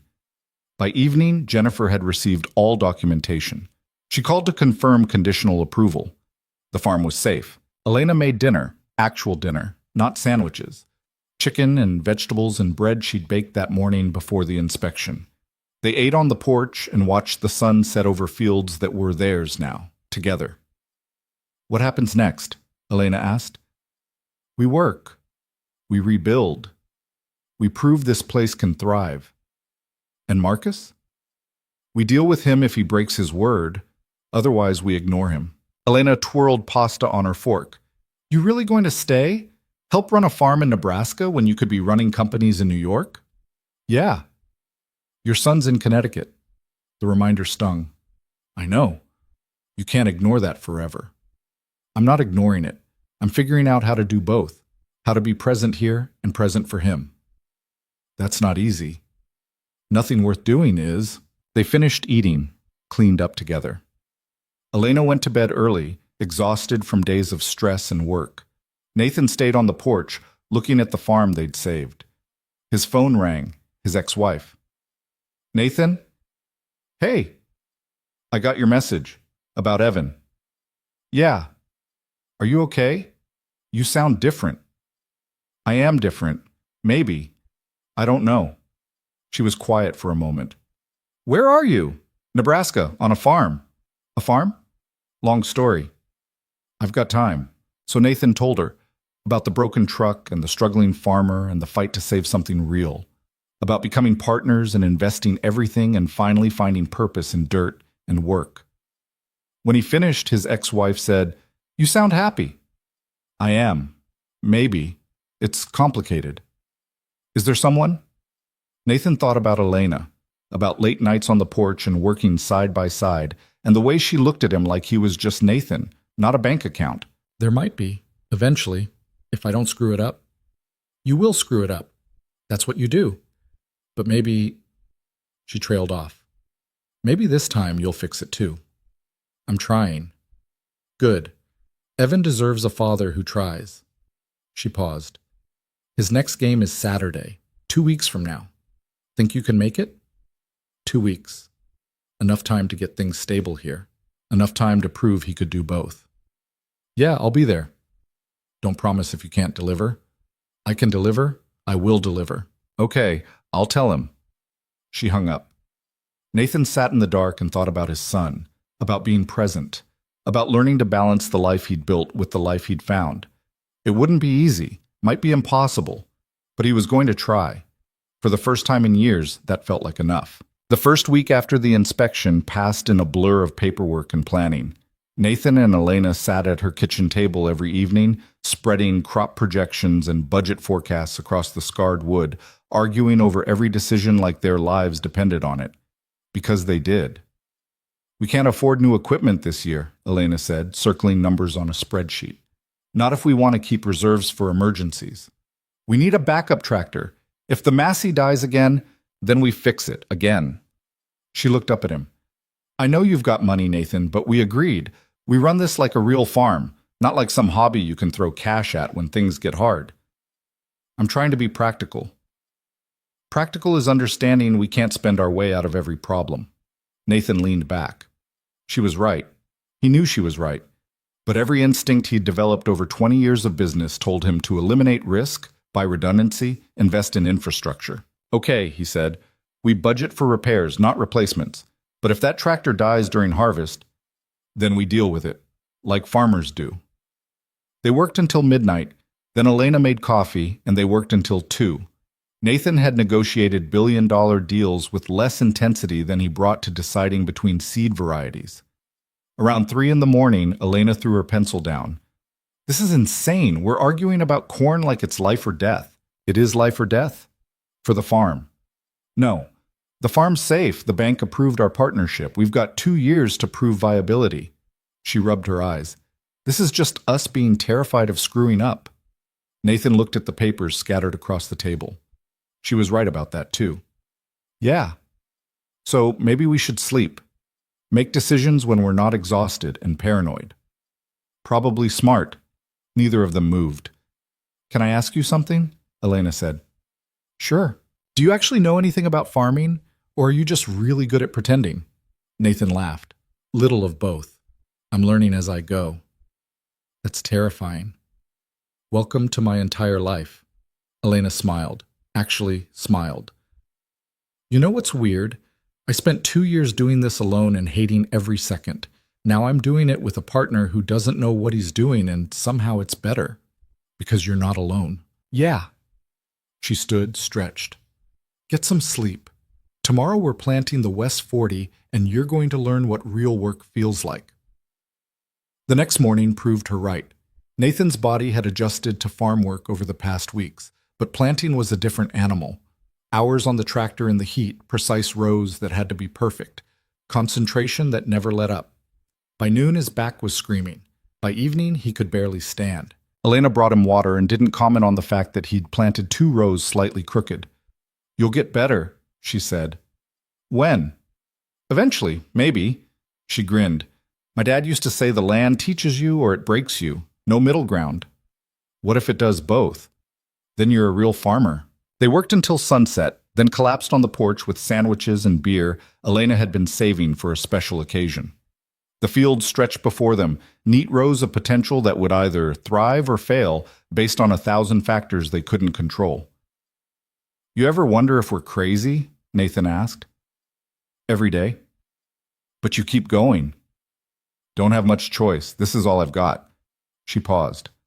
Well, not anymore. Now you're stuck here too. I'm not stuck. I chose this. Did you? Or did your truck break down and you just kept making choices that led you deeper in? Nathan thought about that, about the broken Ford and the struggling woman with a wrench and every decision that followed. Little of both, I guess. That's life. Half choice, half accident, all momentum. They drank their beer and watched the stars come out. Somewhere in the distance, an owl called. The corn rustled in the evening breeze. I talked to my ex-wife, Nathan said. Told her I'd be at Evan's game in 2 weeks. Elena went still. You leaving? Just for a weekend, flying out Friday, back Sunday. And you think you can just do that? Drop everything and fly to Connecticut? I have to. He's my son. I know, but we've got planting to finish, equipment to maintain, 1,000 things that can't wait. Then we work harder this week, get ahead of schedule. Elena was quiet for a long moment. You can't do both forever. Eventually, you'll have to choose. Why? Because that's how it works. You're either here or you're there. You can't split yourself in half. Watch me. She looked at him. You're going to burn out, trying to be a farmer and a father and whatever else you think you need to be. Maybe, but I'm going to try anyway. Elena shook her head. You're stubborn. Learned from the best. She almost smiled. Just don't disappear on me, okay? Don't become one of those partners who's here in name only while I do all the real work. I won't. Promise?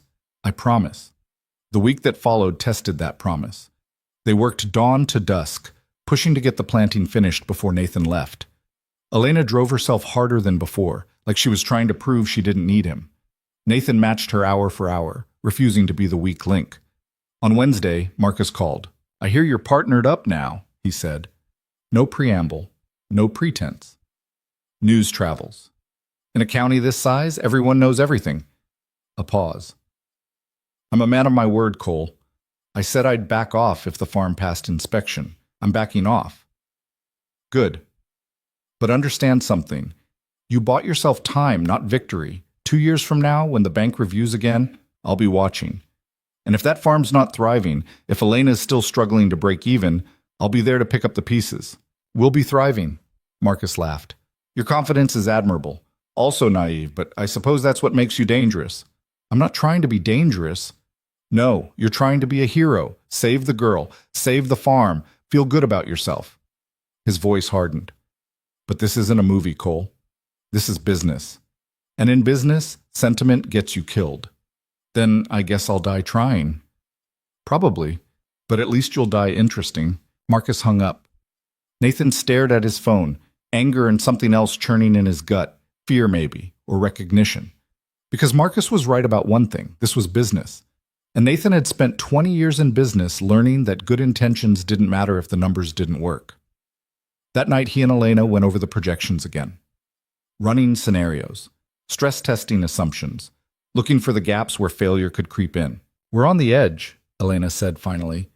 Even with your investment, we're one bad season from trouble. So we don't have a bad season. That's not how farming works. You can do everything right and still lose to weather or pests or market prices dropping at the wrong time. Then we plan for contingencies, diversify income, find additional revenue streams. Like what? Nathan thought about it, about his years analyzing businesses and finding inefficiencies. What if we didn't just sell raw crops? What if we processed them, added value? With what equipment? What expertise? I don't know yet, but there's got to be a way to turn this land into more than just commodity farming. Elena looked skeptical. My dad tried that. Wanted to start a mill, process grain on site, couldn't get the capital together. We have capital now. Not enough to build infrastructure and survive 2 years of operations. Then we start smaller, find something that doesn't require massive investment but adds margin. Nathan pulled out his laptop, started searching. What about organic certification? Premium pricing? Takes 3 years to certify and costs a fortune in the meantime. Agritourism? We're 60 miles from nowhere. Who's touring? They went back and forth for hours, shooting down ideas, building new ones. By midnight, they had something that might work. A farm stand selling directly to consumers, cutting out distributors. Small scale. Low investment. potential for better margins. It's not much, Elena said. It's a start. You really think people will drive out here to buy vegetables? I think people will pay for quality and story, and we've got both. Elena looked at their notes, at Nathan. Okay, we try it, but we're already stretched thin. Adding another project, we make it work. Together. She nodded slowly. Together. Friday came too fast. Nathan packed a bag. The first time he'd packed for anything other than farm work in weeks. His New York clothes looked foreign now, expensive and uncomfortable and wrong. Elena drove him to the airport. They didn't talk much during the 2-hour drive, just sat in comfortable silence, watching Nebraska scroll past. At departures, Elena kept the engine running. You're coming back, right? Sunday night. I mean really coming back, not just visiting between your real life. Nathan looked at her. This is my real life now. New York's just where my son happens to be. For now. What's that mean? It means kids grow up. Situations change. Eventually you might need to choose. I already chose. Elena wanted to believe him. He could see it, but trust didn't come easy for either of them. Okay. Go see your son. Be his father. I'll hold down the fort. Don't work too hard. No promises. Nathan got out, grabbed his bag, turned back. Elena. Go. You're going to miss your flight. He went. Through security, to the gate, onto a plane that felt like a time machine carrying him back to a life he'd left behind. Connecticut was green and manicured, and everything Nebraska wasn't. Nathan rented a car and drove to his ex-wife's house, a place he'd bought but never lived in a neighborhood full of families he didn't know. Evan was in the driveway shooting baskets. He'd grown. How had Nathan not noticed how much he'd grown? Dad! Evan dropped the ball and ran. Nathan caught him, lifted him, held on tight. Hey, buddy, miss me? You're here. Mom said you might not make it. I always make it. Which was a lie, and they both knew it. But Evan was 7 and wanted to believe his father, so he smiled and dragged Nathan toward the house. Nathan's ex-wife, Jennifer, though he'd started thinking of her as just Jen years ago, stood on the porch. She'd remarried last year. Nice guy. Accountant, present. Everything Nathan hadn't been. You look different, she said. Different how? Tan, thinner, less... She searched for the word. Less polished. I've been working outdoors. On a farm. On a farm. She studied him. You're serious about this? Yeah. For how long? I don't know. As long as it takes. That's not an answer, Nathan. Evan needs stability. Needs to know if his father's going to be in Nebraska or New York or somewhere else next month. I'll be in Nebraska, but I'll be here for him too. Weekends, holidays, whenever he needs me. That's what you said before. I mean it this time, Jen sighed. I hope so. Because he's been talking about you nonstop since I told him you were coming. Built this whole story in his head about his dad, the farmer. Nathan looked at Evan playing in the yard. Maybe that's not such a bad story. Maybe not. But stories need endings, Nathan. Make sure yours is one he can live with. The game was Saturday afternoon.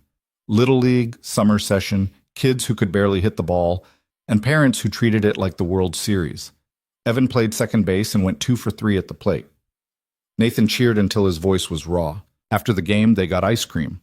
Evan talked nonstop about school and friends and a science project about volcanoes. Nathan listened and realized he'd missed months of this, months of his son's life that he'd never get back. Dad? Evan said, chocolate ice cream on his chin. Are you going to come to my next game? If I can. But you're far away now, in Nebraska. Not that far. Few hours on a plane. But what if you can't come? What if the farm needs you? Nathan set down his ice cream, looked at his son. You need me more than the farm does. So yeah, I'll be at your next game, and the one after that, and every one I can make. Promise? Promise. Evan grinned. Cool. Can I come see the farm sometime? You want to? Yeah, Mom showed me pictures online. It looks awesome. Nathan felt something crack open in his chest. Then we'll make it happen. Maybe this summer. You can help with the harvest. Really? Really. They finished their ice cream and Nathan drove Evan home. Jen was waiting on the porch again. He had fun, Nathan said. Good. So did you, I think. Yeah. You're different, Nathan. I don't know if it's the farm or the distance or whatever you're running from, but you're more present than you've been in years. I'm not running from anything. I'm running towards something. What? I don't know yet, but it feels right in a way nothing has for a long time. Jen smiled. Then I'm glad. Evan needs a father who's present, even if it's only part-time, and you need something that makes you human again. Was I that bad? You were that lost. Nathan flew back Sunday evening. The plane descended into Nebraska flatland, and he felt something settle in his chest. Relief, like he was coming home instead of leaving it. Elena picked him up at the airport. She looked tired, dirt under her fingernails, hair pulled back in a knot that had given up halfway through the day. How was it? She asked. Good, really good. Evan wants to visit the farm. Yeah? This summer, maybe. Help with harvest. Elena smiled. I'd like that. Kid should see what his dad's doing out here. They drove back through the dark. Nathan told her about the game, about ice cream, about promising things he hoped he could deliver. Elena listened and didn't point out all the ways it could go wrong. Back at the farm, they walked the fields by moonlight. The corn was knee-high now, strong, healthy, fighting for every inch of growth. I finished the south planting while you were gone, Elena said, and started building the farm stand. You were supposed to rest. I did rest for like 4 hours. Then I got bored. Nathan looked at what she'd built, a simple wooden structure at the end of the driveway, rough but solid, room for produce displays and a cash box. It's perfect, he said. It's a start. Elena leaned against the structure. You were right, by the way, about doing both, being here and being a father. It's possible. You doubted me? I doubted it was sustainable. Still do, kind of, but seeing you happy about seeing your son. She trailed off. It made me realize something. What? That this doesn't have to be all or nothing. That we can build a life that includes the farm and family and everything else worth fighting for. Nathan moved closer. Is that what we're doing? Building a life? I think so, yeah. They stood in the moonlight looking at what they'd created. Not perfect, not finished, but real in a way that mattered. Thank you, Nathan said. For what? For not giving up on this place. For letting me be part of it. For teaching me that worth isn't measured in profit margins. Elena looked at him. You're getting sentimental. Maybe. It's weird. I know. She laughed, took his hand, squeezed once. Come on. Tomorrow we've got irrigation repairs and the chickens need feeding and about 1,000 other things that won't wait. Chickens? We have chickens? As of yesterday, diversifying income, remember? Eggs sell. Nathan followed her back to the house, shaking his head. You're insane. Takes one to know one. The weeks turned into months. Summer heat pressed down and they worked through it, learning the rhythm of the farm. The stand started selling, not much at first, but enough to prove the concept. People drove out from town to buy vegetables and eggs and hear the story of the farm that almost died but didn't. Elena handled the customers while Nathan handled logistics. They argued about everything, pricing strategy, expansion plans, whether to get goats. But they argued together, and somehow that made it work. In August, Evan came to visit. Jennifer brought him out and stayed for dinner, cautious but curious about this life Nathan had built. It's smaller than I expected, she said, looking around the farm. It's enough, Nathan replied. Evan loved everything, fed the chickens, learned to drive the tractor with Elena guiding him, got dirty in ways that would horrify his mother and didn't care. Nathan watched his son laugh and work and be present, and something that had been broken for years started to heal. On the last day of Evan's visit, they walked the fields at sunset. Dad, Evan said, are you going to stay here forever? I don't know about forever, but for a long time, yeah. What about New York? New York's where I used to live. This is where I live now. But what about your company? Nathan had been dreading this question. I sold most of it, kept a piece, enough to have input, but I'm not running it anymore. Why? Because it was making me miserable, and I was missing everything that mattered. Evan thought about this. Like my baseball games. Yeah, like that. I'm glad you came to my game. Me too, buddy. They walked in silence for a while. Then Evan said, Elena's nice. She is. Do you love her? Nathan stopped walking. What? Mom asked if you loved her. I told her I didn't know. And what do you think? Evan shrugged. I think maybe you do. You look at her the way Mom's husband looks at her. Nathan didn't know what to say to that. Didn't know if it was true, or if it was, what to do about it. It's complicated, he said finally. Adults always say that when they mean yes. When did you get so smart? I'm 7. That's basically grown up. Nathan laughed and pulled his son close. They stood in the field watching the sun drop below the horizon, painting everything gold. The bank review came in September. Jennifer Morrison returned, clipboard in hand, looking for evidence of progress. She found it. Crop yields up, operating expenses down, revenue diversified. The farm stand had brought in enough to cover 3 months of loan payments. I'm impressed, Jennifer said. You've exceeded projections. We got lucky, Elena replied. You worked hard. That's not luck. The approval came through that afternoon. 2 more years secured. The farm was safe. Nathan and Elena celebrated with beer on the porch. Same as that first night after the inspection, but different. They'd proven something. To the bank. To Marcus. To themselves. We did it, Elena said. We did. Couldn't have done it without you. Goes both ways. She leaned against his shoulder. He didn't move. They sat like that until the stars came out, neither wanting to break the moment. Nathan, Elena said quietly. Yeah? Evan's right about how you look at me. Nathan's heart kicked. He told you that? 7-year-olds have no filter. She straightened, turned to face him. So is he right? Nathan thought about lying, about deflecting, about all the ways this could complicate everything they'd built. Yeah, he said instead. He's right. Elena smiled. Not surprised. Not uncertain. Just pleased. Good. Because he's right about how I look at you too. Yeah? Yeah. They kissed. Slow and careful and inevitable. Like it had been waiting to happen since the day Nathan's truck died and Elena pointed a wrench at a broken tractor. When they pulled apart, Nathan said, This changes things. Does it? Doesn't it? I don't know. We're already partners. Already building a life together. This just makes it official. That simple? Nothing's simple, but maybe we stop pretending it has to be complicated. Nathan laughed. When did you get so wise? Somewhere between bankruptcy and saving the farm. Perspective changes you.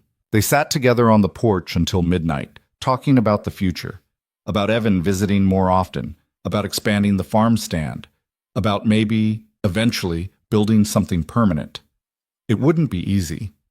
Long distance with his son, the constant pressure of making the farm work, the risk that it could all still fail. But for the first time in his life, Nathan was okay with that.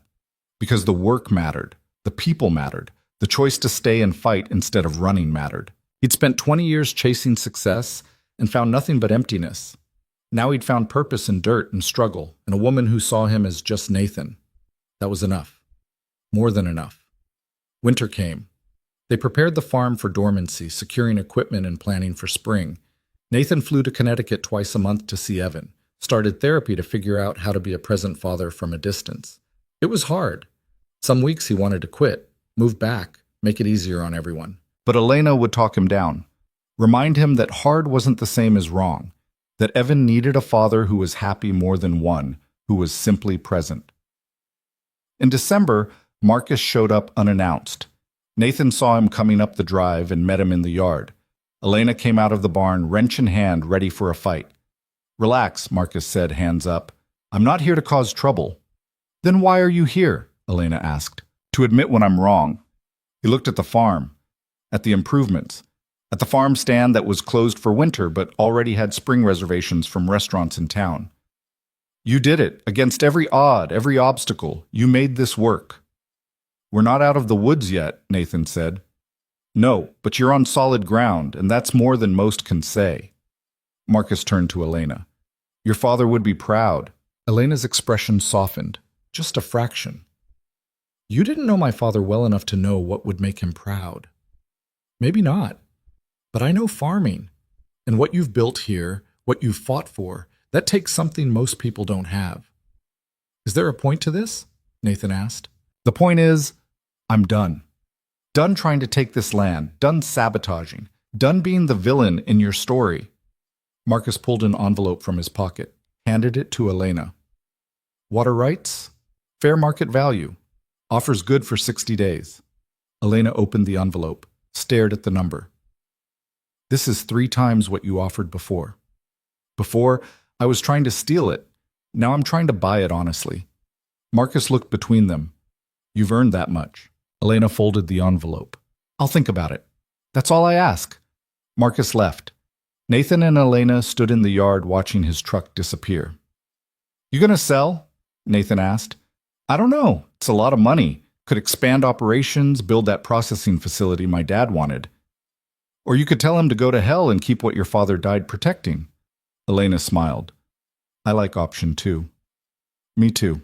They burned the offer that night, watched it turn to ash in the fireplace while drinking whiskey and talking about spring planting. You know what I realized? Elena said. What? That land's not worth anything if you sell it. It's only worth something if you keep it, if you fight for it, if you build a life on it. She looked at Nathan. My dad understood that. Took me 2 years to figure it out. You figured it out when it mattered. With help. We helped each other. Elena raised her glass. To helping each other. Nathan clinked his glass against hers. And to second chances. And to broken trucks on dirt roads. And to stubborn women with wrenches. They drank and laughed and made plans for a future that was uncertain, but theirs. Spring came. Evan visited for 2 weeks and helped with planting. He learned to identify seedlings and check soil pH and drive the tractor in straight lines. Nathan watched his son work beside Elena and saw something he'd never seen before, his past and his future coming together. On Evan's last night, they sat on the porch eating the dinner Elena had made. Chicken and vegetables from their own farm, bread from the bakery in town that now bought their eggs. Dad, Evan said, can I come back this summer? You want to? Yeah, this is way better than camp. Nathan looked at Elena. She nodded. Then yeah, Nathan said. Every summer, as long as you want. Evan grinned, went back to eating, happy in the way only kids can be when the world makes sense. That night, after Evan was asleep in the guest room, Nathan and Elena sat in the yard looking at the stars. You're good with him, Elena said. I'm learning. We both are. Learning to build something that lasts. Nathan took her hand. Think we'll make it? I think we'll try. That's all anyone can do. They sat in the darkness listening to the land breathe, the corn growing, the earth settling, the sound of a life being built slowly and imperfectly and real. Nathan thought about the man he'd been, the one who drove away from New York in a broken truck looking for nothing because everything felt empty. That man wouldn't recognize who he'd become, wouldn't understand how dirt and struggle could mean more than corner offices and profit margins. But that man was gone, left behind on a dirt road where a different man was born, one who understood that worth wasn't measured in dollars, that success wasn't about winning, that the only thing that mattered was showing up and fighting and building something worth keeping. He'd found that on Elena's farm, in her stubborn refusal to quit, in the choice to stay when leaving was easier, in the understanding that some things were worth more than they'd ever cost. The farm would keep demanding everything they had. The work would never stop. Marcus might come back someday with another offer. The bank would keep watching. Evan would grow up and Nathan would miss pieces of it because he was here instead of there. But right now, sitting in the dark with Elena's hand in his, looking at land they'd saved together, Nathan knew he'd made the right choice. Not because it was easy, not because it was certain, but because it was real. And real was enough. More than enough. It was everything.